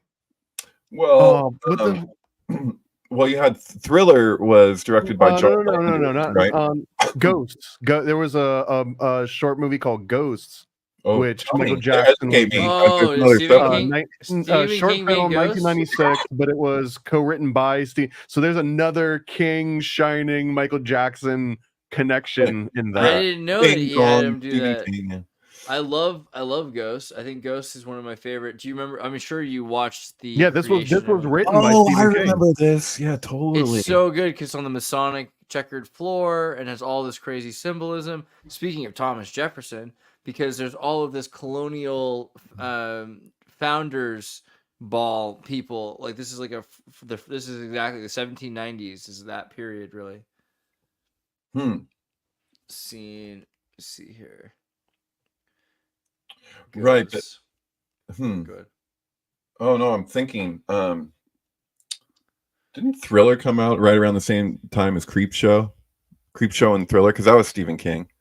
Thriller was 83. 82 for Creepshow. 82. Close, yeah. Not quite. I was thinking about that. What was the movie? Candyman. Have you guys seen Candyman? Of course, yeah. So Candyman is interesting because that's Clive Barker, right? Isn't it? Or no? Can't remember. I forget. I totally forget. It's been a long time since I've seen it. Daniel Robital, Helen Lyle. Is that right? I was thinking of the writer, but yeah, I don't know about the original, because the new Candyman was produced by Jordan Peele, if I'm not mistaken. Bernard Rose, I guess. Oh, okay, never mind. There's okay. Yeah, I can't remember. Candyman, like one thing, like the villain's really dark and like that's pretty intense. But the other thing about Candyman is it's the idea that you could be blamed for something going on. That's like this idea of this insanity that's going on that you're being blamed for, which I think is more than just a supernatural thing. It's like a very MK Ultra thing. Like, hey, I didn't do it. Like, I was temporarily insane. It was the Candyman. Like that kind of stories. Interesting to emerge at that time. The Joker. Yeah, right. Exactly. I think that's true. I think it relates to the Joker in a sense. Dude, how Candyman is in Wonka, the song in Wonka, and it was kind of when I was writing my Purple Rain thing, I was syncing out on Candyman constantly. Particularly when Erica picked up this little off the ground, I think, like or free box, a little wind up doll, and you wound it up and it would start to play the Candyman song, and she brought it home, and I was like side eyeing it like it was something. The Candyman can because it with love and makes the world taste good. Yeah, the guy who makes the world taste good, and this scene is just so. I don't know if it's just the production or the British style weirdness, but it's just so creepy. This is Cake and Sodomy. The original Willy Wonka movie syncs incredibly well with Marilyn Manson's "Smells Like Children" album. Or no, I take that back. A Portrait of American Family, because Portrait of American Family, it starts with the song for when they're going down the river of "There's no earthly way of knowing which direction we are going." And that also has the song "My Monkey" on that album. That's true, which is a Charles Manson reference, because he had that song of "I had a little monkey, I sent him to the country, and I fed him on bread along came you knocked my monkey cuckoo, now my monkey's dead." That's a song from Manson. So yeah, there you go. Oh man, that's kind of all of it at once, isn't it? Because Marilyn Manson is kind of the sync for the title of the episode, I don't like the Sinks, but the Sinks like me, is very Marilyn Manson. But wasn't it Marilyn Manson and the Monkeys or something? Wasn't that like part of like the name of his band? The Like, Spooky Spooky Kids. Spooky. Yeah. Okay, Spooky Kids. All right, sorry. Still, some monkey. There's some. I remember there being more monkey symbolism. Well, what's funny is that you were just showing the music video for Dope Show. The music video for Dope Show, as far as I can tell, is inspired by Valley of the Dolls, when Patty Duke is in rehab and she gets visited, and she describes her experience in rehab as being like an animal in a cage, like a human in a human zoo. And so like they take the music video to that level. And also he's a mannequin. There's the Valley of the Dolls, and there's like scenes where they walk past the mannequins, make some comment on or whatever. Yeah, there you go. There's the ape in there. But yeah, he has This Is Evolution, The Monkey, the Man, and the Gun, which is actually Jodorowsky, The Holy Mountain, Holywood, Holy Mountain Sync. But yeah, no, it's I could go on for days about that stuff. But yeah, There was a movie that just came out called Monkeyman, also the Indian. Right. The Did you see that? I haven't seen it. No, I haven't seen it. But Isn't that Guillermo del Toro related to that somehow or something? it's Jordan Peele again. He was the one that produced or that like distributed it in America Well, after what about the seeing it. most popular video game right now is the Wukong game, right? The Chinese game that Wukong, breaks yeah. Black Myth. It breaks all the woke rules. You know, that's kind of like the big deal. It's a Chinese It's also game. supposed to be like notoriously hard. What was the other one? Elder. It's kind of like Elder Scroll, but Yeah, it's a Souls-like game. but Yeah, Chinese. yeah. Hmm. But no, I mean it's more than that. I mean Souls-like. I feel like that's really funny that when people say that, because it's like, do you call every first-person shooter a like a Quake or a Doom Halo clone? clone, yeah. Yeah, like what does that mean exactly? Like, but yeah, I don't know. I'm just saying. I mean, technically, they kind of are. They're like almost every first-person shooter is based on the old id shooters, which would have been All Wolfenstein right. and Doom. Yeah, fair enough. Monkey Man though. I What did haven't seen Jordan it. Peele have to do with this? Did he produce it again? No, it was made, it was all done, it was playing at a festival, and I think he saw it and just decided to distribute it in America through his distribution company. Oh, I think just because he liked it a lot. So Cool. it's kind of like a John Wick style it action movie, but I haven't seen it. So looked kind of like Split to me. The like what I think it was the third part in that trilogy from M. Night Shyamalan, Ding Dong. Yeah. which I was going to bring up, like there's that 1995 window. The other movie that sticks out for me is the movie Outbreak, which features that little monkey, the little Dude, yeah. spider monkey guy that is also in Ace Ventura, I think. Which also, because it has Dustin Hoffman from Wag the Dog, he's in a lot of Yeah. things. But like the idea that he's Right. making a Thank crisis you. is Dude. hilarious. I mean, everybody's in this movie. Kevin Spacey's in this movie. Cuba Gooding Jr. is in this movie. Right. Yeah, but no, just the idea, Donald Sutherland, boy. just the idea Morgan that like, Freeman. like so close to that time, he's in another movie about creating a fake war, creating fake crisis acting, all this other stuff. His Yeah, name's It's He's got a Stanley. quote unquote real pandemic, right? yeah, he's gonna plan a real pandemic. Exactly. I think that's E1101 is the name of the serum or whatever that. So this movie with they're in the like outbreak suits, and then in 12 Monkeys, which came out like a couple months later, the whole thing starts with him in the future in his outbreak suit. That's all about an outbreak in the future, time war, time loops. 1995, yeah. And then Morgan Freeman's in the next movie that's kind of an Armageddon alternative, where like it's Total Impact. Is that Deep the right? Impact, Oh, yeah. yeah, Deep Impact. Which is actually better than Armageddon, in my opinion, because at least you had some more direct destruction. Depends on like what you're trying to see. You know what I mean? Yeah. Actually, I feel like. I mean, If if you you wanna want to see- see tidal waves hitting the city at that time, that was pretty epic. Yeah. Yeah, but if you want to see like a man destroy his life, you know what I mean? Like Walt Disney. right. Just saying. Also, I feel like what was cool about Stephen King's Ghost was that Michael Jackson plays this. Right. Like, which congressman is this again? Because like it just feels pretty specific. But Well, and I've seen so many Michael Jackson is still alive theories, and almost all of them hinge on this exact makeup where they'll show some guy on like a white guy on a boat somewhere and be like, that's actually Michael Jackson. Wait. I thought there was a guy who appeared on Larry King Live that was a ringer, and it was weird as hell. You know what I'm talking about, if you're into this. The guy Oh, who's Dave. Dude, Right? what? Seriously, The though. burn That's one victim of those, guy? like, what the hell things that it's like, am I on board with this? I don't know. Like, that sure looks like freaking sounds like Michael Jackson with a whole bunch of makeup, but Oh, that guy's Dave. somebody else with a whole history that's known. What the hell's going on? Yeah, Dave. I mean, Okay, that's That's it. weird as hell. Isn't that weird as hell? but it reminds me of the whole thing that I wrote about. Not to keep, I mean, yeah, I will keep plugging myself. In my series Purple Rain, there's a whole like sync surrounding the death of this kid named Robbie Middleton, who was basically set on fire when he was 8 years old. It's this horrible story, but he like survived. He was just like completely 99% burned his whole body, and he lived for another 10 years or so. So I don't know. That's a weird thing, but so I don't know what it has to do with Michael Jackson and Dave, other than like in that one, there's like heavy vibes of ritual burning, like it's kind of synchronistically hooked in with the satanic panic of the 80s. So I don't know.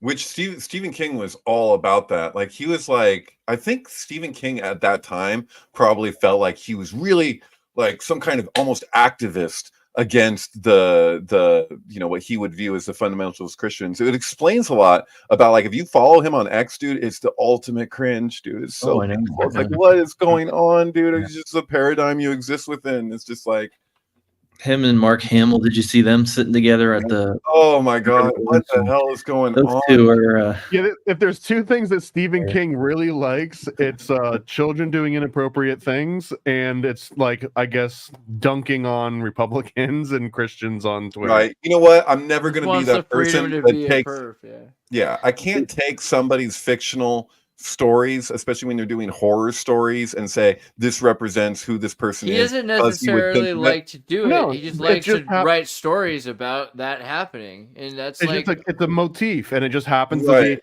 to be. Okay. But isn't that a motif of the shadow in general too? I'm not gonna Yeah, defend of his freaking political views or a lot of stuff, but just like as a storyteller and right. the things that It's people totally deal okay with. to be a pervert more than it is to be a political extremist. Well, like, have you ever heard like John Carpenter get interviewed about his like whole basis for what the horror genre is for in the first place, or Stanley Kubrick for that matter, talking about Freud's The Uncanny? It's like he'll treat it that it's like, this is about the shadow, that everybody has it and they all want to detach themselves from it, which brings us back to Joker 2.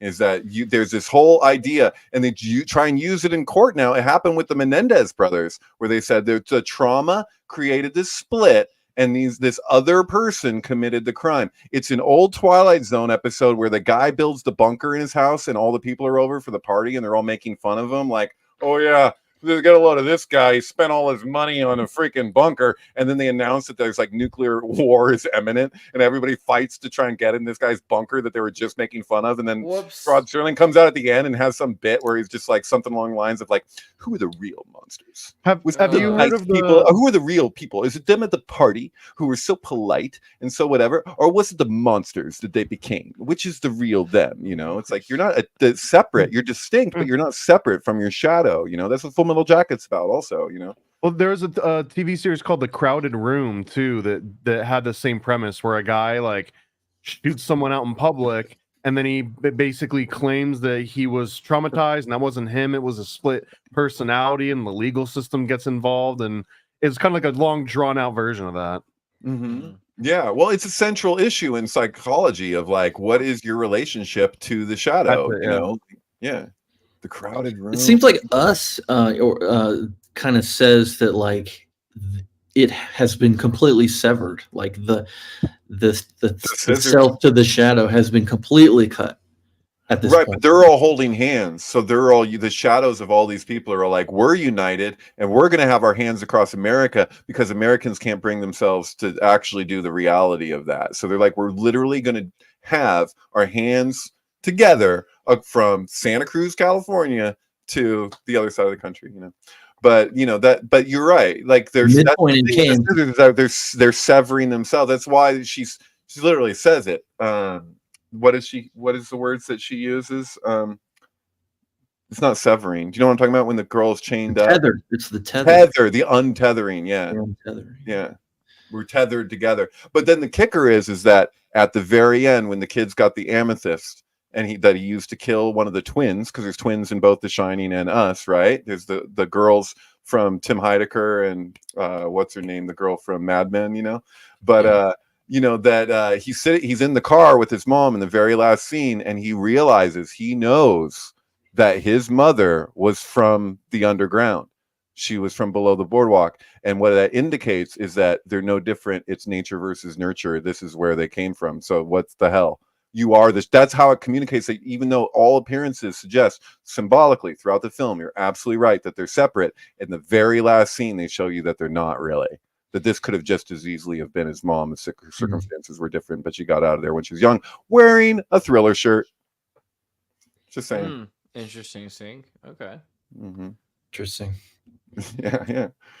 I just have to throw in one extra little dump on Stephen King here, because I don't think he's beyond reproach or criticism, because there's another aspect of this, and I guess James Cameron would maybe fall into this too, where now after they've made all their money and they've gotten all their credits and they've got this long filmography and everything, now they're like, I don't really like this gun thing. But even in Stephen King, it's like, but you have personally profited greatly off of the premise of gun violence and all of these things. Gunslinger, come on.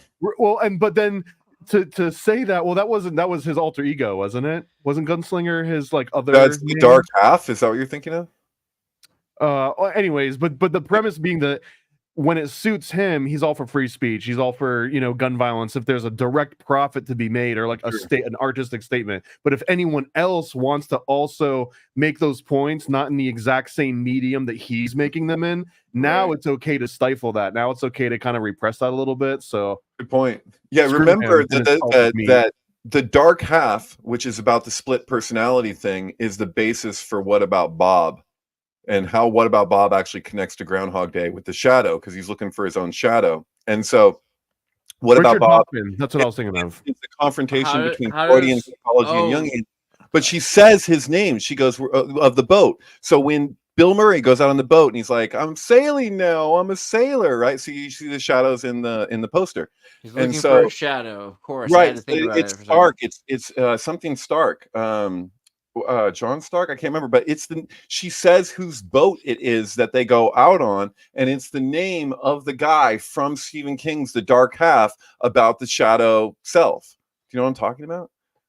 So like, yeah, they connect on like so many levels, it's ridiculous. They're both shadow films about Jungian psychology meets Freudian psychology. Groundhog Day is actually the tarot arcana moving in circles over and over again. He's going through the hero's journey repeatedly until he approaches those arcana in a dignified, appropriate way to achieve the end of the sacred union, which is like the alchemical marriage, which is basically what this movie's about. Yeah. Which, like 2003, 1993 also, I don't know if that matters, but just like Lost in Translation in terms of like times and all that, I feel like there's something there too. But I feel also, like what's up with most of these, there's like there's a symbol from the last movie and the next movie. It's a poster. Right. Yeah, my favorite part of Lost in Translation is at the end when he whispers in her ear and he says, "Hail Hydra," and she just gets it. That's how I wish. Well, she was born. She was born on November 22nd, so it's a JFK assassination. Oh, shit. 84. But the thing that I recall is that relates to Jennifer Connelly, because if you remember Samantha Geimer. Oh, I do. How could I forget Samantha Geimer? Yeah, her fateful encounter with Roman Polanski. Her age on that day is a span of time that we've like turned into a constant, and like applied to other people's lives and to find syncs. And so with we call it a T span, which is T for Thelema. Anyway, a T span into the life of Jennifer Connelly is Scarlett Johansson's birthday, or actually maybe it's her, and then the day after her is the birth of Jenna Malone, who is the Donnie Darko girl. So That's Yeah. weird to me. Like Yeah, the dude. fact that Jennifer Connelly and Jenna Malone are the really like they're the two like twin archetypes of like that they just look the same. I could see that. So, Yeah. so there's something weird going on. Samantha I'm Geimer curious. was like my favorite I'm- person on all of Twitter, and then she left when Elon Musk bought it. Oh. And she was just if you went to her Twitter page, it said bad victim. Oh and she no, just- free speech. We better run. Right. What about Well, we have Vivian Kubrick back, so what about Yeah, Mad we Dog? Oh, we should talk about that too. But I want I'm sorry, 'cause I feel like I'm not catching up by the time we move on. You're so much faster than me, and it's so much cooler. But just really quickly, because we're doing 1993, because we're talking about Robin Williams in Sequence and doing Groundhog's Day. Did anyone see Mad Dog and Glory with De Niro, Thurman, and Murray? Do you remember this movie about like Chicago? in '93, I think I saw it. But yeah, go on. Yeah, I don't know. It's been a long time since I've seen it as well. But I was just wondering about that too, just because of the idea of Mad Dog. I don't know. Nothing. I've never seen I it. don't know if I've seen it. Well, immediately I'm just like Robert De Niro. I was equated, like I was talking about the king of comedy as it And Wag relates the to Dog Joker. and Mad Dog. You know. Oh, Right. Oh, 5 totally. bags of popcorn for that one, I think. Well, I mean, he's in a million movies, but it's just like once somebody hits a Dog certain twice. level of archetype casting, like Robert De Niro has, if there's one particular archetype that I see as more pronounced, that's the one that kind of stands out. So I have that, like he's the king. There's the ritualistic killing of the king that's conveyed in Joker, where now the guy, like he's the king of comedy. So by him killing the king of comedy, he becomes the king of comedy. And then Joker 2, he's dealing with the consequences of not. It's like Alf being hid Yeah. in the garage. He's accomplished the fool's journey, and now because the structure of society and the way that everything is like they're just gonna, it's not good. It's not. He gonna really, work out. I mean, does he get raped at the end? Is that true? That's what matters. He gets raped towards the end. Yeah, He more in the gets middle. murdered. Spoiler More alert. in the That's middle. the whole point. Yeah. It's why you watch the movie. Kent Woods, I just wanted to harp on it again. Thank you very much. I love you, Kent. You're a good guy. You're a mensch. That's we pretty. take back everything we said earlier. And Jack, I don't need to be in the front. You know what I mean? I could just be like holding on to this as it's going along the road. It's We can go totally back fine. to where Andreas is just like a voice in the background, just calling the shots. You want that? Starts randomly showing articles. I'll no. freaking Voice of show God, you Andreas how I is the feel. No, okay, but Mad Dog and Wag the Dog, it's kind of interesting to connect those two things, and just also the idea of the Ghostbusters, also because the idea of like the Geist and Ghost that Robin Williams is forcing this idiom of the spirit on people. Dan Aykroyd also from Dragnet back into that idea because his family were ghost hunters in the past. And what does it even mean to be pushing this fake persona, right? Like, 'cause they're acting like this fake persona, which we said something about that at the beginning. I can't remember the name of the character. That's the problem. There's like a reason we were talking about acting at the beginning too. Like, who was like the first actor that we mentioned even? I have to go back. Brendan Fraser? Yeah, Brendan Fraser. Because you're like producing a character that actually manifests and takes over your body, which is not from instinct, right? And you're creating a new instinct, which is based on reflection. So you have to like disconnect your body, which is the Rosicrucian idea, which is to not use your right hand, to use your left hand. After like 30 years, because you have to practice on one half of your brain, so that then you switch to the other half of your brain, so you're creating some new singularity.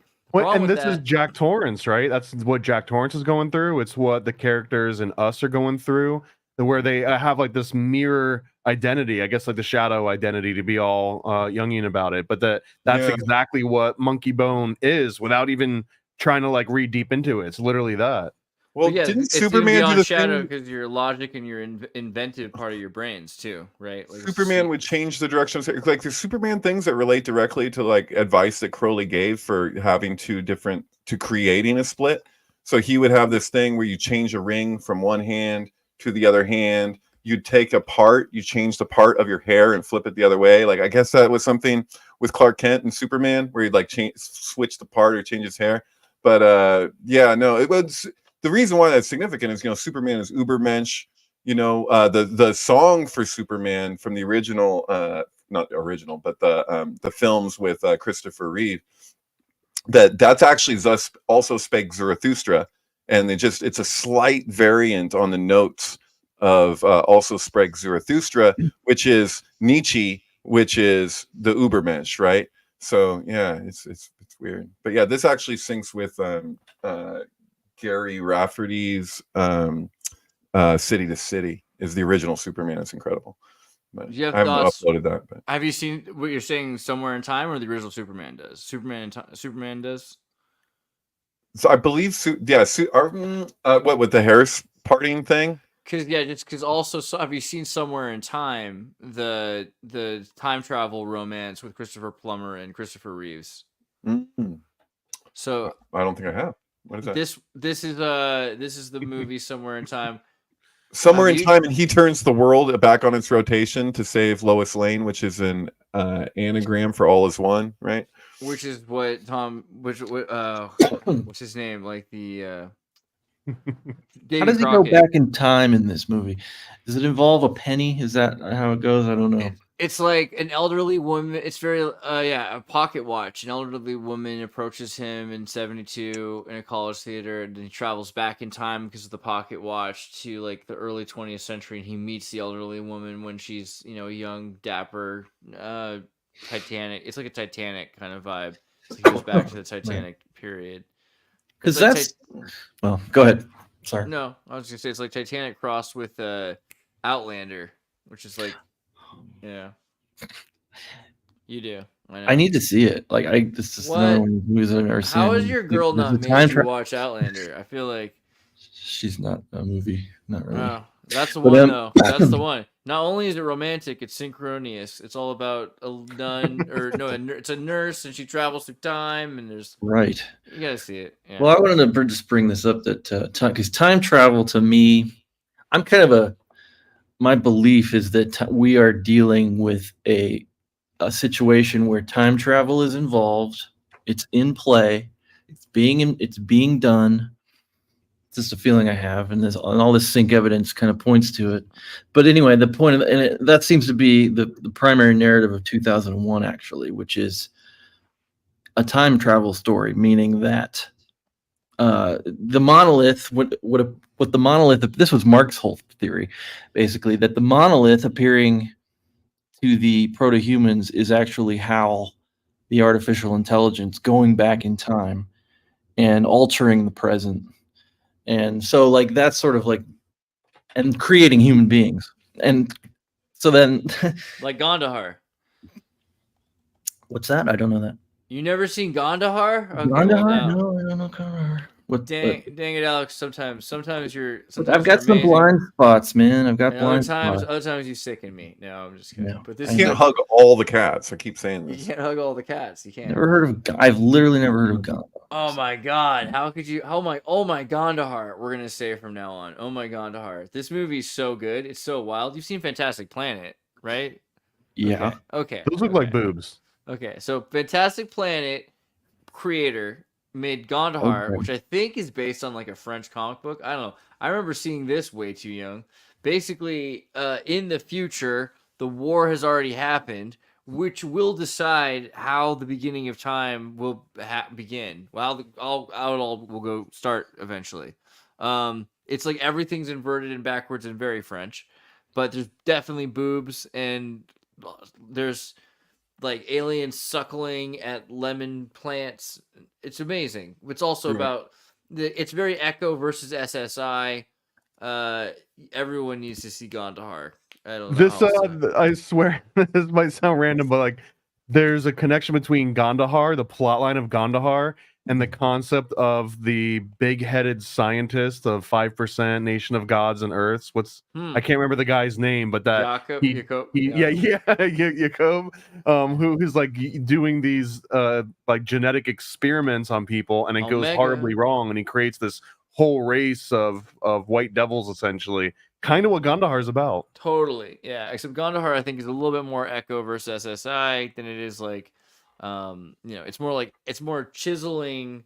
Those wings on her versus head don't seem very organic. practical. Like that seems like that would be really hard on your neck. It's but- like opera. It's like an opera thing, and then nothing about this. The Jack Kirby kind That's of thing. also plays into the existentialism or the nihilist freedom of this proto-Sumerian Gandahar world, where anything can happen because it's just for amusement.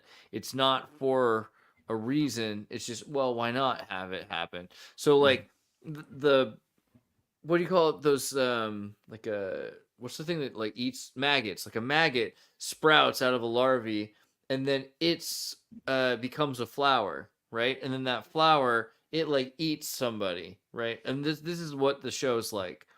It's really interesting. I think it's really important. I don't know. Also, the Gandahar was directed by Harvey Weinstein. No, Of course, it wasn't. as a young Harvey Weinstein, It I as a should- teen absolutely kid. was. It I absolutely should've- was. I should have said it was, but no. Come on. It had Glenn Close, Penn and Teller were in it. Paul Schaefer was in it, but the No, English version was just the voice directed by actors Harvey for- Weinstein. You're a racist. No, it's made by French people. It's made No, by well, the French version was, but when they recreated it for the English language, that was Harvey Weinstein that directed the English version of Gandahar. All right, I don't know how hard you're gonna Gandahar light me right now, but is there a remake of Gandahar that I don't know about for real? Because No, like, I no, would just- believe it was that. No, he's the saying the English voice version. acting. It's like The Zelensky being adaptation, Peele yeah. there. Oh, you're saying like for the English voices for the movie? Yeah, That yeah. Weinstein really did it. Harvey Weinstein personally directed yeah yeah there I it is. actually I can And he I can, censored it for sexual content. I cannot afford the therapy. I can't even deal with this right now. That's so messed up. I was Weird. too young. I don't know. I feel like it's a great movie. It does have a lot of boobs. It does have a lot of boobs. Oh, I think like 2 or 3 years ago, there was an attempt to like undo what Harvey Weinstein did and remake a non-Weinstein, less censored English version of this. It's probably called the Gandahar Project, I think. Yeah. So if you're really into Gandahar, Why would there you is watch it in English though? I guess this just seems weird.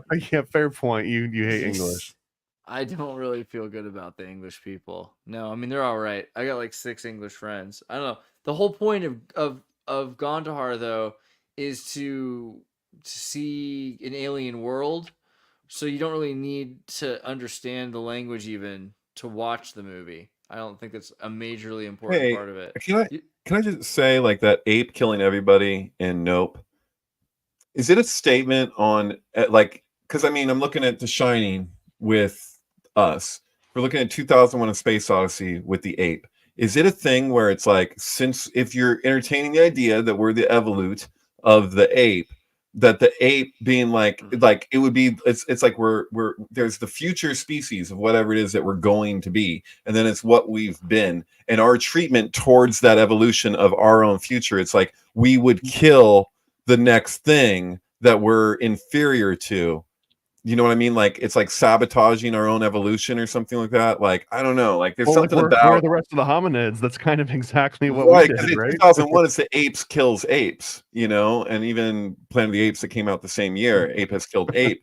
But then What this is kind the of ape ape? has killed man. Is it the man has killed whatever the next phase is? You know what I mean? It's Ape trying to not kill killed. whatever the next phase is. Like, but it's inevitable. Just like we're inevitable to that ape. But there's also something with the film element, you know. But yeah, we're just looking at apes. Whoa. These guys. AI. I was These- just thinking about how we sent up to we named the monkeys Abel and Baker, and we sent them up in rockets. And that was the same name that we gave to the nuclear bombs that went off, because I guess that's just the code they used. But it's just a weird overlap of events. AI. That's all Nuclear AI. bombs and monkeys being launched in rockets. Monkey And monkey shines in the rocket. You Like know, the first ape shot into space, you know. gravity's Well, rainbow. And killing the ape too, killing Harambe, I think has also changed a lot. Oh, of people. dick's out. Yeah. That's a bummer, dude. For real though, that is so messed up. They did that wrong. It's painful. This Or is for maybe it was- Travis. It's like a lesson though. It's like from now on, will they ever do that again? Or from now on, will people just be like, yeah, there's more people. We're gonna save the gorilla. No, it's just like I just go to Coco, visualizing him with those kittens, and I'm just like, he knows. The ape knows that this is a vulnerable baby. He's not gonna rip him apart. Come on, chill out. Like he's gonna Unless he give you feels back like the it. baby.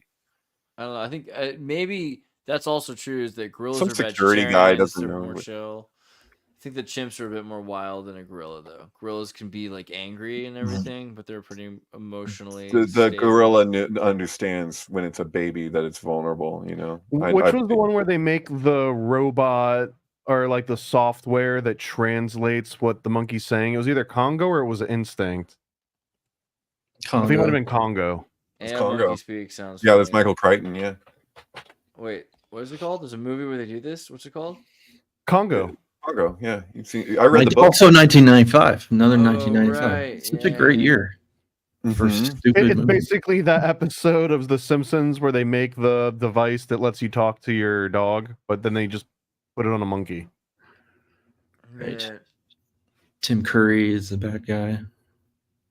Yeah, somebody's Ridges says, "Come on, Dave. Monkeys eat their own babies sometimes." Yeah, a lot of things happen sometimes. A lot of people do weird things to their Dude, own kids. people eat sometimes. their own babies in the Bible. Like that's like a thing. I mean, that I think happens it's with the fair Temple. point, you know. And I'm not saying that it couldn't happen. I'm just I saying the mean, likelihood is Sometimes you much don't want to less. walk all the way to the fridge in the middle of the night, is all I'm saying. Like I don't want to condone eating your babies, but like who am I to tell you? No, I mean, Mm. In some Yeah. cultures, it's a sign of respect, and I don't Mother. think that we should be looking down our nose at all of these. it's too close to election season to talk about eating babies, right? I feel like that's like It's off topic. Yeah, we're gonna It's get like- flagged. You gotta be we're careful. like interfering with the election. You know? They don't like it. They're like, oh shit, they're talking about eating babies. Oh no, it's too close to the election. Knock it off. Oh man, what about? Let's see. What is there like another? I just saw a movie recently. I'm trying to remember what it was. You know how about- when Alien Romulus. Did you guys see Alien Romulus yet? Yeah, I What did. did you think? What did you think about Alien Romulus? I thought it was all right. I liked all the colors. You Pretty know? good. I thought it was. It's just as good as the other Alien movies, I would say, except for the first one's the best. But it's a Disney Alien movie because they bought Yeah. the franchise Yeah. and it checks out. Is it PG-13? What's going on? I mean, No. it's just No? chill. it's like- good. I mean, it's Kids could watch it theoretically. Okay. the Cool. ending Yeah, is I mean, like you say it's good as any legitimately other kind of Alien horrifying. movie. It's more. It's very consciously aping the first movie's atmosphere, so it's sort of like in that sense, it's kind of a popcorn. It's not Well, that. What was the But thing with Planet of seriously. the Apes that Planet of the Apes came out the same year as 2001: A Space Odyssey? They shared Same locations. weekend. The like in Jupiter and Beyond the Infinite, when they're showing those landscapes, one of those landscapes is a lake in Ohio. Where is it? There's a lake, Utah. Maybe it's Utah. That they use in both films, but it's at the end of 2001. It's at the beginning of Planet of the Apes. Both movies about evolution. But what Time both travel. movies Both involved- movies about time travel. time travel, the cryogenic freezing at the beginning, and all the crew dies who's cryogenically frozen, except for their survivors, the one who wasn't. Planet of the which Apes is- begins where 2001 ends because it's like at the end he goes through the portal of 2001. In the beginning of Planet of the Apes, he goes through a portal. That's the time portal. Right, totally. Yeah. I felt like what I felt like it was a bit more surreptitious. So Romulus to me is the title infers that there's Romulus and Remus, Yeah. which is so the Remus is Twins of Rome. Yeah. but Remus is weaker. So humans are the weaker species, and so who is the movie about? Well, the movie's it's for and about Disney people, right? And so the Disney people are the weaker tangential mutants, right? Like they're goofy. That's their goofy people. We are goofy people. We are the Disney kids generation. We're gay and merry, and Not a lot of us serious are, people. but also queer, right? There's also this kind of big thing with Disney, this push for queer people that are not necessarily as effective as breeding as, let's say, the predatorial alien species, which is Romulus. Well- And so it's the thing that's going to take over Disney. It's the thing. Dude, it extends beyond that.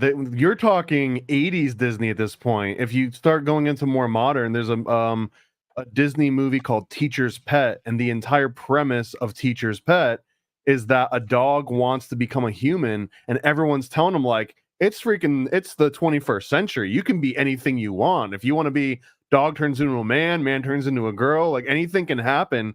And the dog specifically books a surgical procedure in Florida and then like hitchhikes his way to Florida so that he can become a transhumanist dog and then merge back and start going back to school and Holy making human crap, that friends. sounds great. I'm What gonna watch year that. is this? You realize this all relates to Romulus and Remus because they were suckled. They suckled on the dog, right? They were Y'all both gotta raised suckle. by a dog mom, So right? there's a teacher's pet weave in here. Which is right Th- back to this was early Gandahar because of the 2000s. suckling too. Yeah.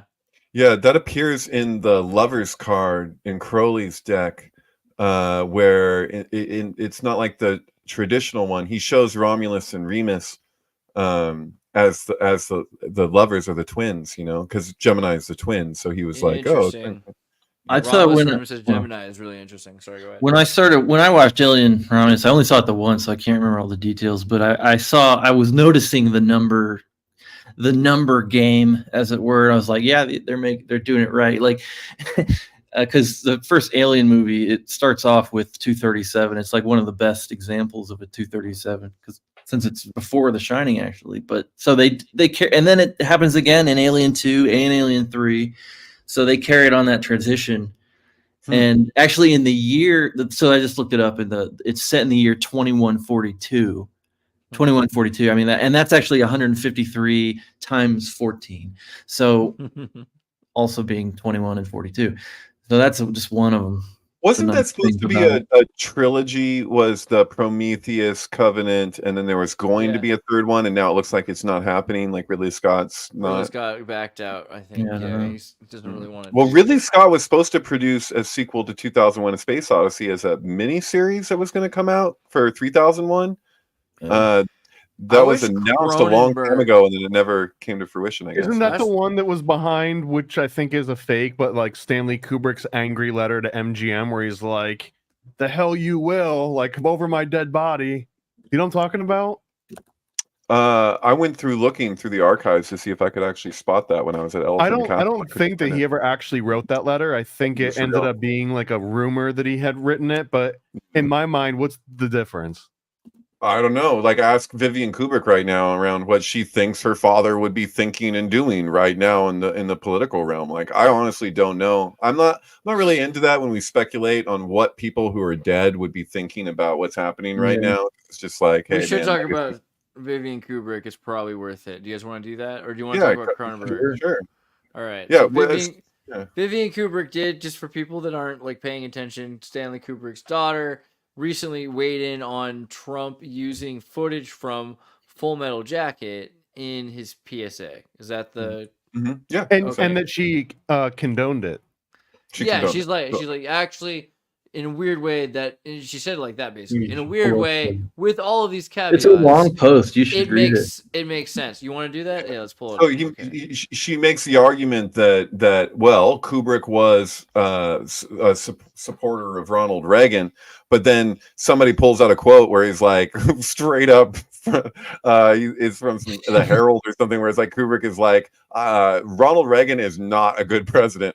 But she makes the argument then that, like, hey, have you ever been disappointed by a political leader? And it's like, okay, well, he was disappointed, but you know, it's just, I don't know, who cares? I linked the post because she specifically says, I'll read part of the post. It says, truth, I believe my father would approve of saving America, indeed from the world, from the highly destructive globalist forces threatening to take over the planet. My father had a great respect for life, his movies being unimpeachable evidence of his love for life, liberty, and pursuit of happiness. So on that basis, I feel very confident he would be a Trump supporter and would forgive using Full Metal Jacket incongruously if it helps the cause of freedom.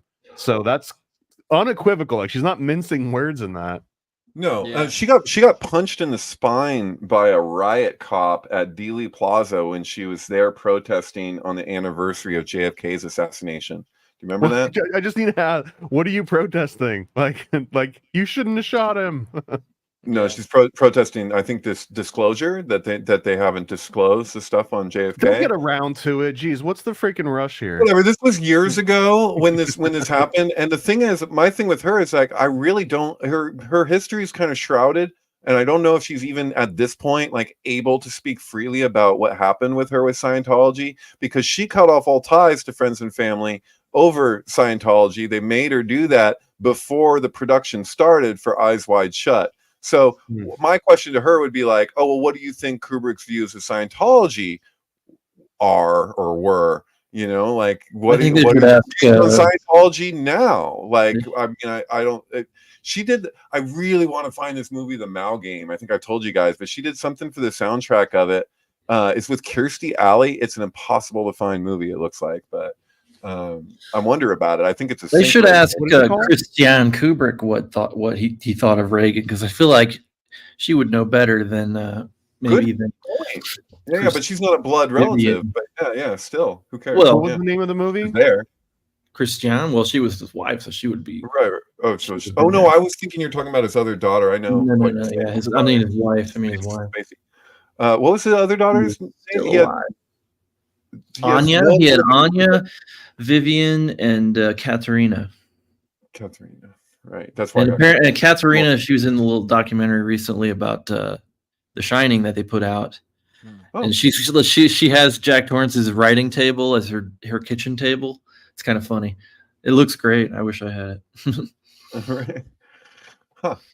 Interesting. Yeah, I imagine almost all those props are like, making the rounds at the exhibits and stuff. That's pretty cool. She ended up with that. I want his chest set. That looks nice. That'd be cool. I feel like Stanley Kubrick and Cronenberg. In Silent Hill. That's what I want. I want like Cronenberg is probably like the most underappreciated. What is this? Is this from Existence or something? What is happening? This is like if Cronenberg got to make Alien, I think is. Oh, this is AI. We're looking at AI image. I don't even know. I just found this on the internet. Yeah, you do. It could easily be AI. It could also be real. I'm not sure. Narrator. Cronenberg and David Lynch didn't like a lot of these movies that were like kind of rip-offs of their things. But at this point, since Disney owns all that stuff, shouldn't they be picked back up to make these things? Like, I feel like he just needs to make an alien abduction movie himself, like The Fly. Talking about Disney too, I just recently saw a movie called Watcher in the Woods, which I don't know if I saw growing up before, but this was supposed to have been Disney's take on The Exorcist, because The Exorcist had blown up, and they were like, "How can we capitalize on this?" So that was the original premise. I saw your image, and I was like, "That's got to be AI. You're sharing AI. That No, you're dude, not. that's real. It's not AI. That is a That is screenshot from 100%. this." So they cut. So the original premise of Watcher in the Woods, it has a weird hereditary kind of like Green Man aspect to it, like these druids in the woods. But really, the original premise, I think it was there was some other sci-fi movie that had just come out, and they were trying to match the energy of the sci-fi movie too. But this is pre-Terminator, so Watcher in the Woods had this weird cybernetic like Mothman creature that looks kind of like a T-800, but this was before Terminator even came out. Is it Disney or is it one of their? No, it was. It's before Touchstone even existed. Yeah. This was a Disney production. They were in crisis mode because Disney was dead. And they literally say in the movie that this girl that we're looking at here, she gets transported to another dimension by this weird cybernetic alien, and she gets transported because they're doing a secret society initiation ritual based on ceremonial magic, and it goes wrong because they've got this sympathetic magic where the solar eclipse creates a circle, and they had this circle on the floor, and they formed a circle by holding hands like seance style, and someone breaks the circle, and that causes this girl to get sent out into this other dimension. Full circle. The Haunting of Julia. That's a crazy sync resonator with Mia Farrow and Keir Dullea. But I had a question for you, Alex. When you look at that image that we were just looking at, this one right here, what do you think of? This? I'm thinking of something very specific, and I'm wondering if you think the same thing. What does that remind you of in another film? Are those mirrors? Yeah, this is a fun house. They're in a carnival. I mean, I'm thinking of Alice in Wonderland. I mean, I don't know. It's I'm thinking of the Visitor. Oh, okay, yeah, sure. Yeah, of course. She doesn't break these mirrors, does she? I don't know. Never mind. You guys. That's the same year. It's the same year, actually. The Visitor is 1980. So, right. I was just looking at The Watcher in the Woods. That came out in 1980. Same as The Shining. Sometimes it says 1979 though. I don't know. It was Somebody- released in 1980. Somebody calls it a tasty forerunner of The Shining, which is to come next month. So I mean, it came out in Oh, interesting. Yeah, Yeah, this movie was released the same day and year as the United States' second biggest hotel fire, which was the MGM Grand, which I have a long-winded speculation that fire was actually punishment for Orson Welles taking all the shit ton of money from a Saudi prince and then making The Other Side of the Wind, also with John Huston, where he wears the exact same outfit the whole time. I speculate that Orson Welles saw the production. That looks like in tentacles too. Dude, that totally looks like Robbie from Dinosaur. That's just what he wore. You know, that's just his clothes. That's the sun in Dinosaurs. That show. That's it. It looks just like him, the red jacket and everything. Yeah, totally.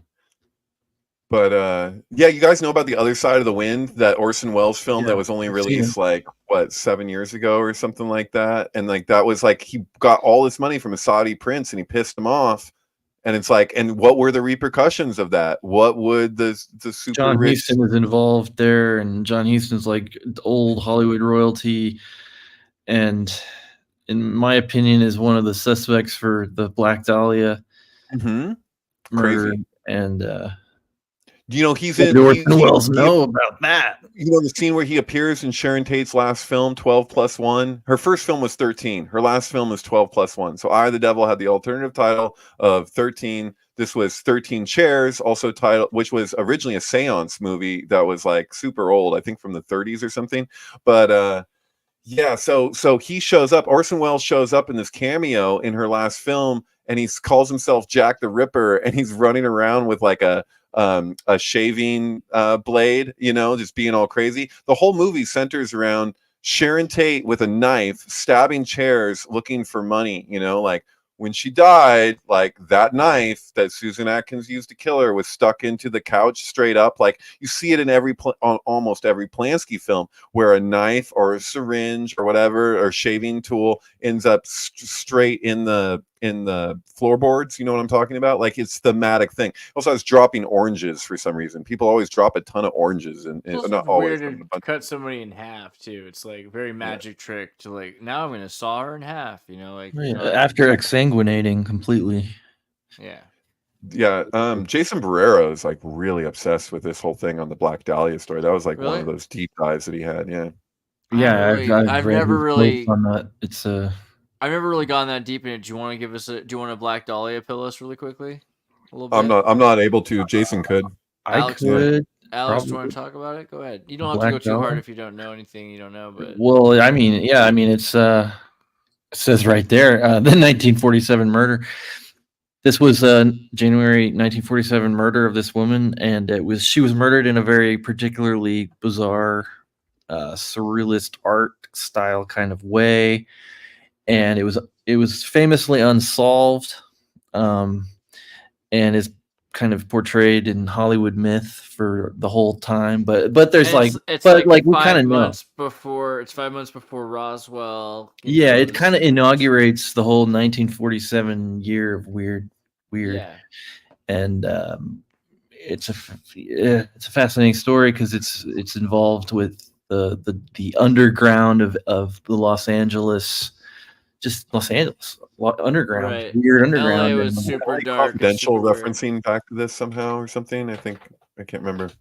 LA Confidential does kind of reference it through the character. The character played by David Strathairn in that, I think, is based on a guy named George Hodel, who is like one of the main, like probably, I mean, he's the main suspect, I think.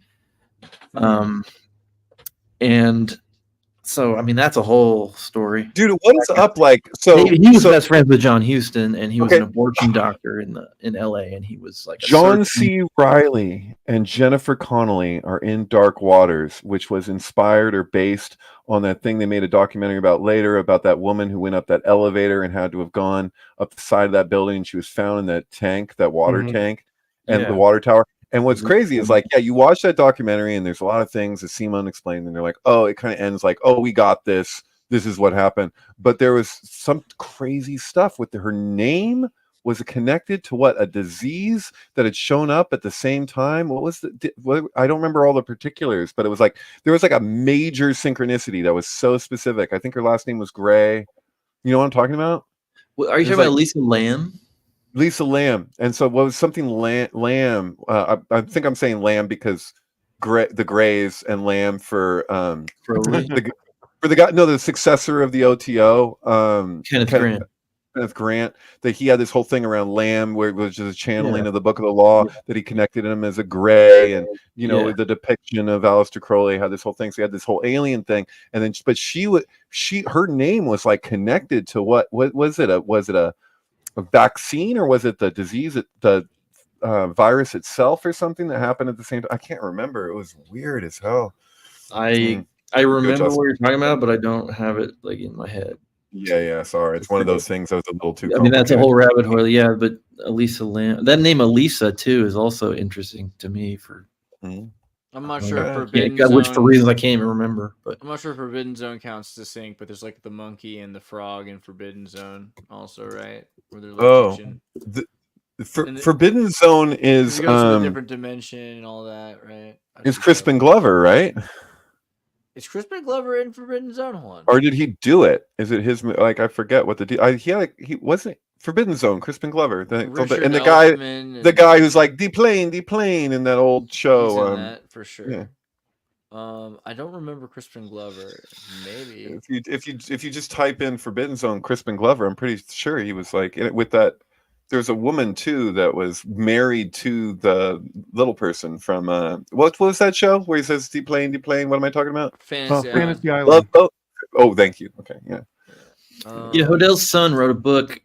Steve Hodell. He's wrote many books. He also thinks like Hodell was even like possibly the Zodiac killer. And it's not Ted Cruz, huh? No. So he was in any case kind of the blueprint. Is Crispin Glover. It is, right? Did he direct it or something? I've seen that movie so many times and I never noticed it. It's him. No, he plays. He's in it. He plays like the main. Yeah, that guy. Main guy.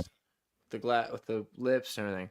That's hilarious. I love this movie. I love the music. I love all the art in this movie. Totally. Another 1980 film. Super good. Really great movie. Kind of like Wizard of Oz, Zardoz kind of level art film. Really good. Yeah, he never fit in Hollywood, and he's a very unique individual, like Crispin Glover. Dude. I have more and more respect for him all the time. Actually, he's also good in Willard, right? That rat movie. Oh, the remake of Willard. Yeah. Yeah, that movie's amazing. Underrated. Totally. Okay, so Alien Romulus. Little details. The characters' names. Kaylee Spaney plays Rain, an orphaned minor, whatever. Rain. Is the name of Douglas Rain, who was the voice of Hal. Oh, yeah. But then, so she's a human, and she has her android friend, who is named Andy, which I thought you would appreciate, David, because Andy. I like it too, also just because it's kind of like a familiar sound. Danny, Andy. Well, you're thinking of the whole thread I have with Toy Story and Andy Kaufman. Yeah, exactly.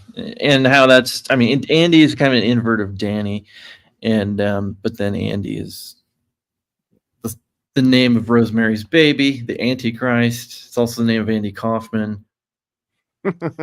Now I want to see like a Candyman, but if you say Andy Man 3 times, then Andy Kaufman shows up. Andy Man. He wants to start wrestling your mom. Yep. Memphis, Tennessee. Yeah. So, right. Yeah, no, it's just this. If you believe they put a man on the moon, sorry, I have to do the thing. And then it's like that music video. It's a cowboy and an astronaut back and forth. What's in Toy Story? A cowboy and an astronaut. Who owns the toys? It's Andy. He thinks he's an astronaut. He turns out that he's not an astronaut. He's a freaking toy, and he has to come to terms with that on a shining carpet. He comes to terms with it on the when he finds out that he's not really an astronaut, i.e., he didn't go to the moon. He's realizing it in front of room 237 symbolically in Toy Story. But yeah. Oh, okay. Here's the connection that I wanted to add to it now that I think I pointed this out on Twitter before, but that the day Danny Lloyd, who plays Danny, the day Danny Lloyd was born is very interesting when you go and look at it, because it was the day that there was a Danny Lloyd, October 13th, 1972. It was the day of a plane crash in where? The Andes Mountains, which led Werner to Herzog girl thing. That one? well, yeah, basically where they resort to cannibalism to survive, essentially. So the day this kid was born is like the day of a plane crash It's like that Donner resulted Party. in cannibalism, and then Wait, in his movie where he talks about cannibalism. So I think I heard That's about it on very- TV. Did I hear that correctly? Are you saying Yeah. Alive? You're talking about the actual events that the movie Alive is based on? Did that plane crash happen on Danny Lloyd's birthday and year? yes. That's wild. What the frick? Dude, you're tripping me out because so you guys, like the Gray, Tony Scott. So who's Tony? Like, so Tony Scott, Ridley Scott's brother, he helped write The Gray with Liam Neeson, which, like, I watched that movie and I was like, I swear to God, everybody's dead, right? Mhm. They're all dead. That's the same thing in The Shining, like where Jack is dead, but he's playing it out as though he was alive. And so this whole movie, I was like picking up on it when I was watching it, and I was like, wait, is it The Gray? Like, is this about aliens? Like, what is happening? Like, the wolves are like angel to some, demons to others. Like, it's all the matter of how you Yep. look at it, because they're trying to Totally. liberate him from purgatory, because all these people die in the plane crash, and then they're playing it out as though they're in denial of being dead, and he's fighting for his life after he was so suicidal. Tony Scott kills himself shortly after the release of this movie. It all centers around suicide. I was just like, and so I went to look up like more about the film, and I found out it's based on a book called Ghost Walker. So I'm like, is he a ghost? And then I'm like, the book is called Ghost Walker? Like, that seems a crazy subtext. Plus, Yeah. kill Tony Scott, and Tony, Danny's friend Tony. Just so many Tonys. So there's another thing though about Danny Lloyd's birthday. There is more. There was, let's see, where did it happen? In Paris, flight 217 crashed. The book, the room, Killing, in the yeah, book, which in the book The Shining, yeah, and this killed 174 people, no survivors. So 2 plane crashes on Danny Lloyd's birthday. One of them is flight 217 in Paris, I think, and the other one is the one that results in cannibalism in the Andes Mountains. And he goes on to play Danny in this movie, and in this where they're talking about cannibalism. And I just think that's. I wonder if like Kubrick was going through casting and he came across this like by guy's dates. birthday and like looked at it and was like, he probably had a photographic memory or something. It was like, well, what happened on that day? Did Or just Kubrick pick- have a photographic memory? Yes. Or he it's picked known. it. I or think he it's picked probably. Or he Good. picked it They literally talked like, all about right, I don't care what he is. I want a kid born that day. Like it could've Maybe been that. that could have been the assignment. Kubrick was pretty weird, like he just like he wanted computers to be running 24 hours a day because he felt like spirit was running through them. He was definitely thinking thoughts. Well, he No, thought they- that no, he had a because- telepathic connection with his cat, right? He invented the first breakaway cat collar, but didn't get credited for it. He would listen to the air traffic controller. So I guarantee you Kubrick knew about those plane crashes because that was his thing. He was constantly justifying why he didn't ever want to be on a plane. Oh wow, Mhm. yeah, it's That's true. true. He was a pilot. He had a pilot's license, but he didn't fly. Dude, Disney's giving us unrealistic sexual expectations with the new Alien Romulus. All right, so basically, cryptocubrology. We're nearly at the end. Is there anything you want to cover? Like, I know we've just been like talking about all these amazing things. So And I like the I kinda movie like, night, dude. I like that free association vibe. Is there anything you want to say? I'm a before movie I- guy. To lead Feels like to always your- record. Yeah. But I Wait, could lead you. talking to who? I could lead you your plugs, but I figured. If you want to talk to me, I can. Anything you want to cover first? I got a yeah. plug. I got a plug. I will do it, but Oh like, shit, man. is there anything else you want me to cover from like your page or anything before we? I saw that originally you tried pulling up the Watcher in the Woods, but it didn't have like the ending part of the link, so it brought you to the wrong one. But if anyone has not, or if you can just go to Watcher in the Woods alternate ending and look for some of the images, it is absolutely wild, and I can't believe they cut all this out. This is the most interesting part of the whole freaking movie is this weird What? cybernetic. Oh, I've never Yeah, look seen at this that. thing, Why dude. is it This reminding was me an of Jacob's actual- Ladder's removed scene? The ending of Jacob's Ladder was Wow. taken out too. That's You know what? We should do a whole thing on alternate endings at some point because I think that's a really important thing too. And Prometheus is right there with it, with the alternate beginning. Wow, what a bummer to take this out of a movie. And I love that movie. It would have been way cooler. It with was this, too for sure. scary, I guess, for their Exorcist remake. And you know what they did? Wussies. Instead of showing this ending, they just cut it. Like, spoiler alert, at the end, they're just like, oh, Jan's back, and then the credits roll. Like, they just removed the But whole we part. can download the ending that was edited out. Yeah, you can go on YouTube and watch. It's a just 6-minute freaking- ending. Dude, I'm totally gonna just take that movie and add that clip and just say, Yeah. hey, here's another version. Yeah, that's what that would make certain people that work at Disney happy that I know. Mhm. Like, Oh, they love it when you do that stuff. There was a totally whole do. thing too where like in another alternate ending, apparently there was like 150 like possible endings of this movie that they had figured out. Took them a year and a half to just cut the last 6 minutes and release it, but that the girl, instead of getting transported to another dimension, she ends up on a spaceship and is kind of like trapped, which almost made me think of Disney's Black Hole. Like maybe she gets transported to the ship in Black Hole and then comes Mhm. back. I don't know. Totally.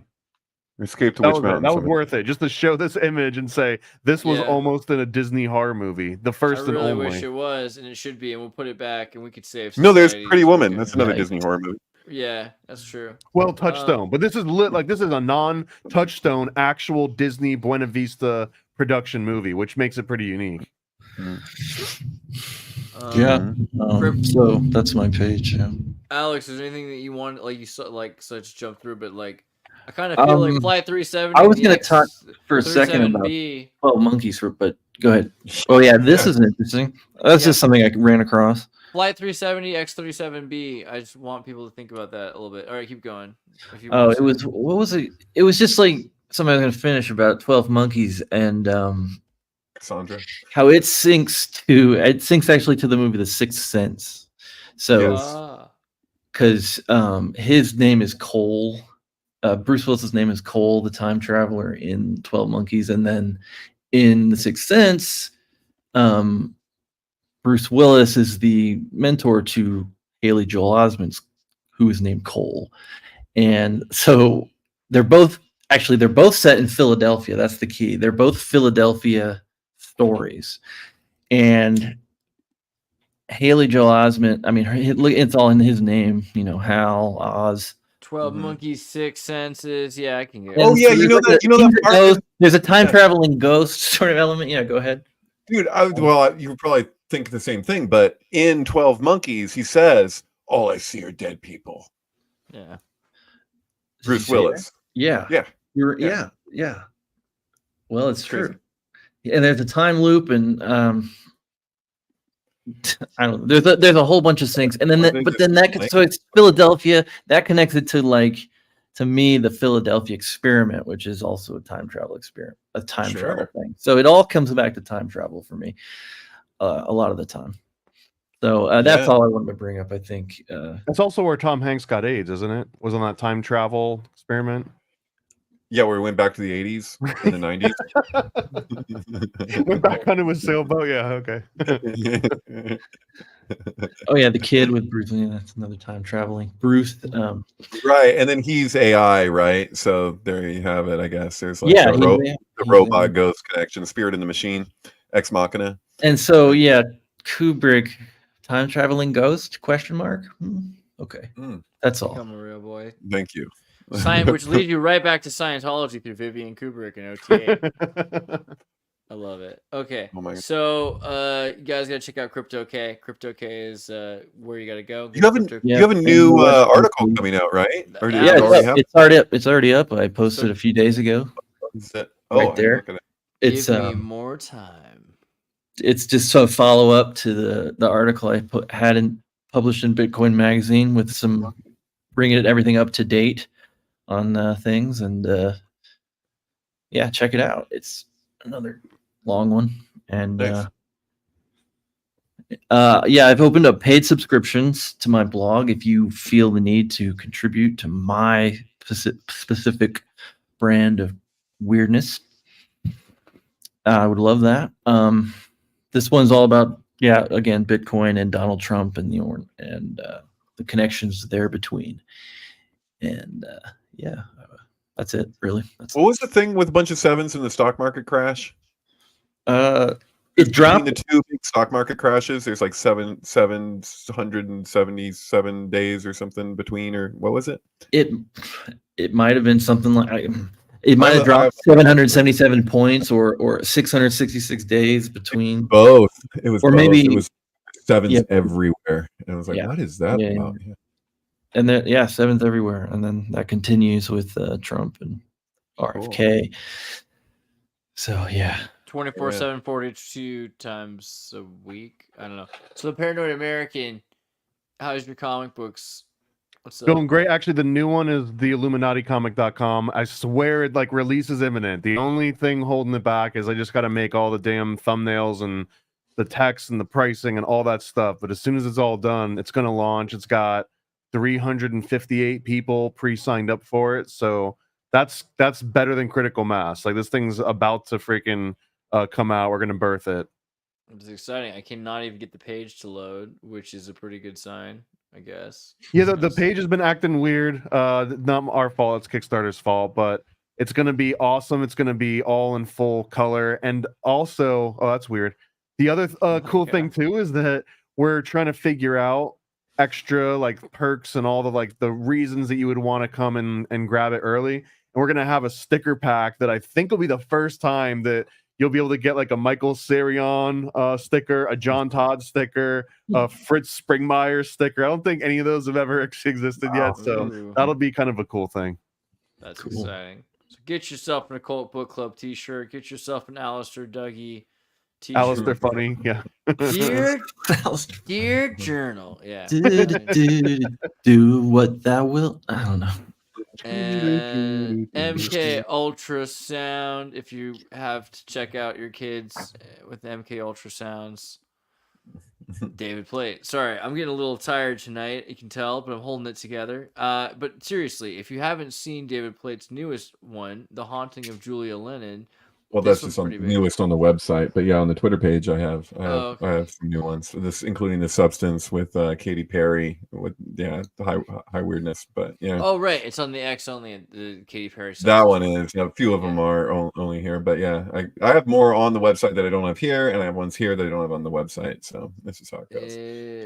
Where's the Substance one? That's not in highlights yet. Sorry, it just. I could put it in highlights right after the show, but no, I got. He's got the power. He can make anything happen. Yeah. But that's available here. Be careful. Mitchell's and the Machines also one I highly recommend. I would definitely. That one's ridiculous right now with the robot line that Elon Musk introduced. It was just like immediately when I saw it, I was like, I know a lot of people were thinking of that Philip K. Dick movie. Is it iRobot? But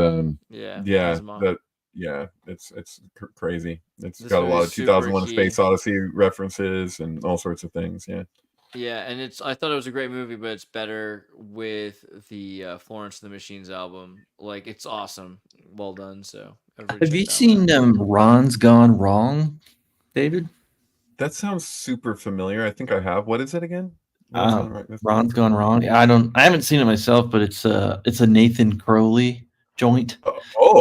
So joint means like he was a production designer, or he did more? Yeah, it's just one of his credits. In between First Man, the Neil Armstrong thing, and Babylon, and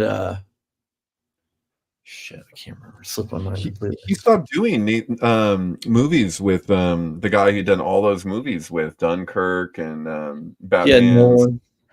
Christopher Nolan. Yeah. So Tenet. So it was First Man and then Tenet, which is a time travel movie again. And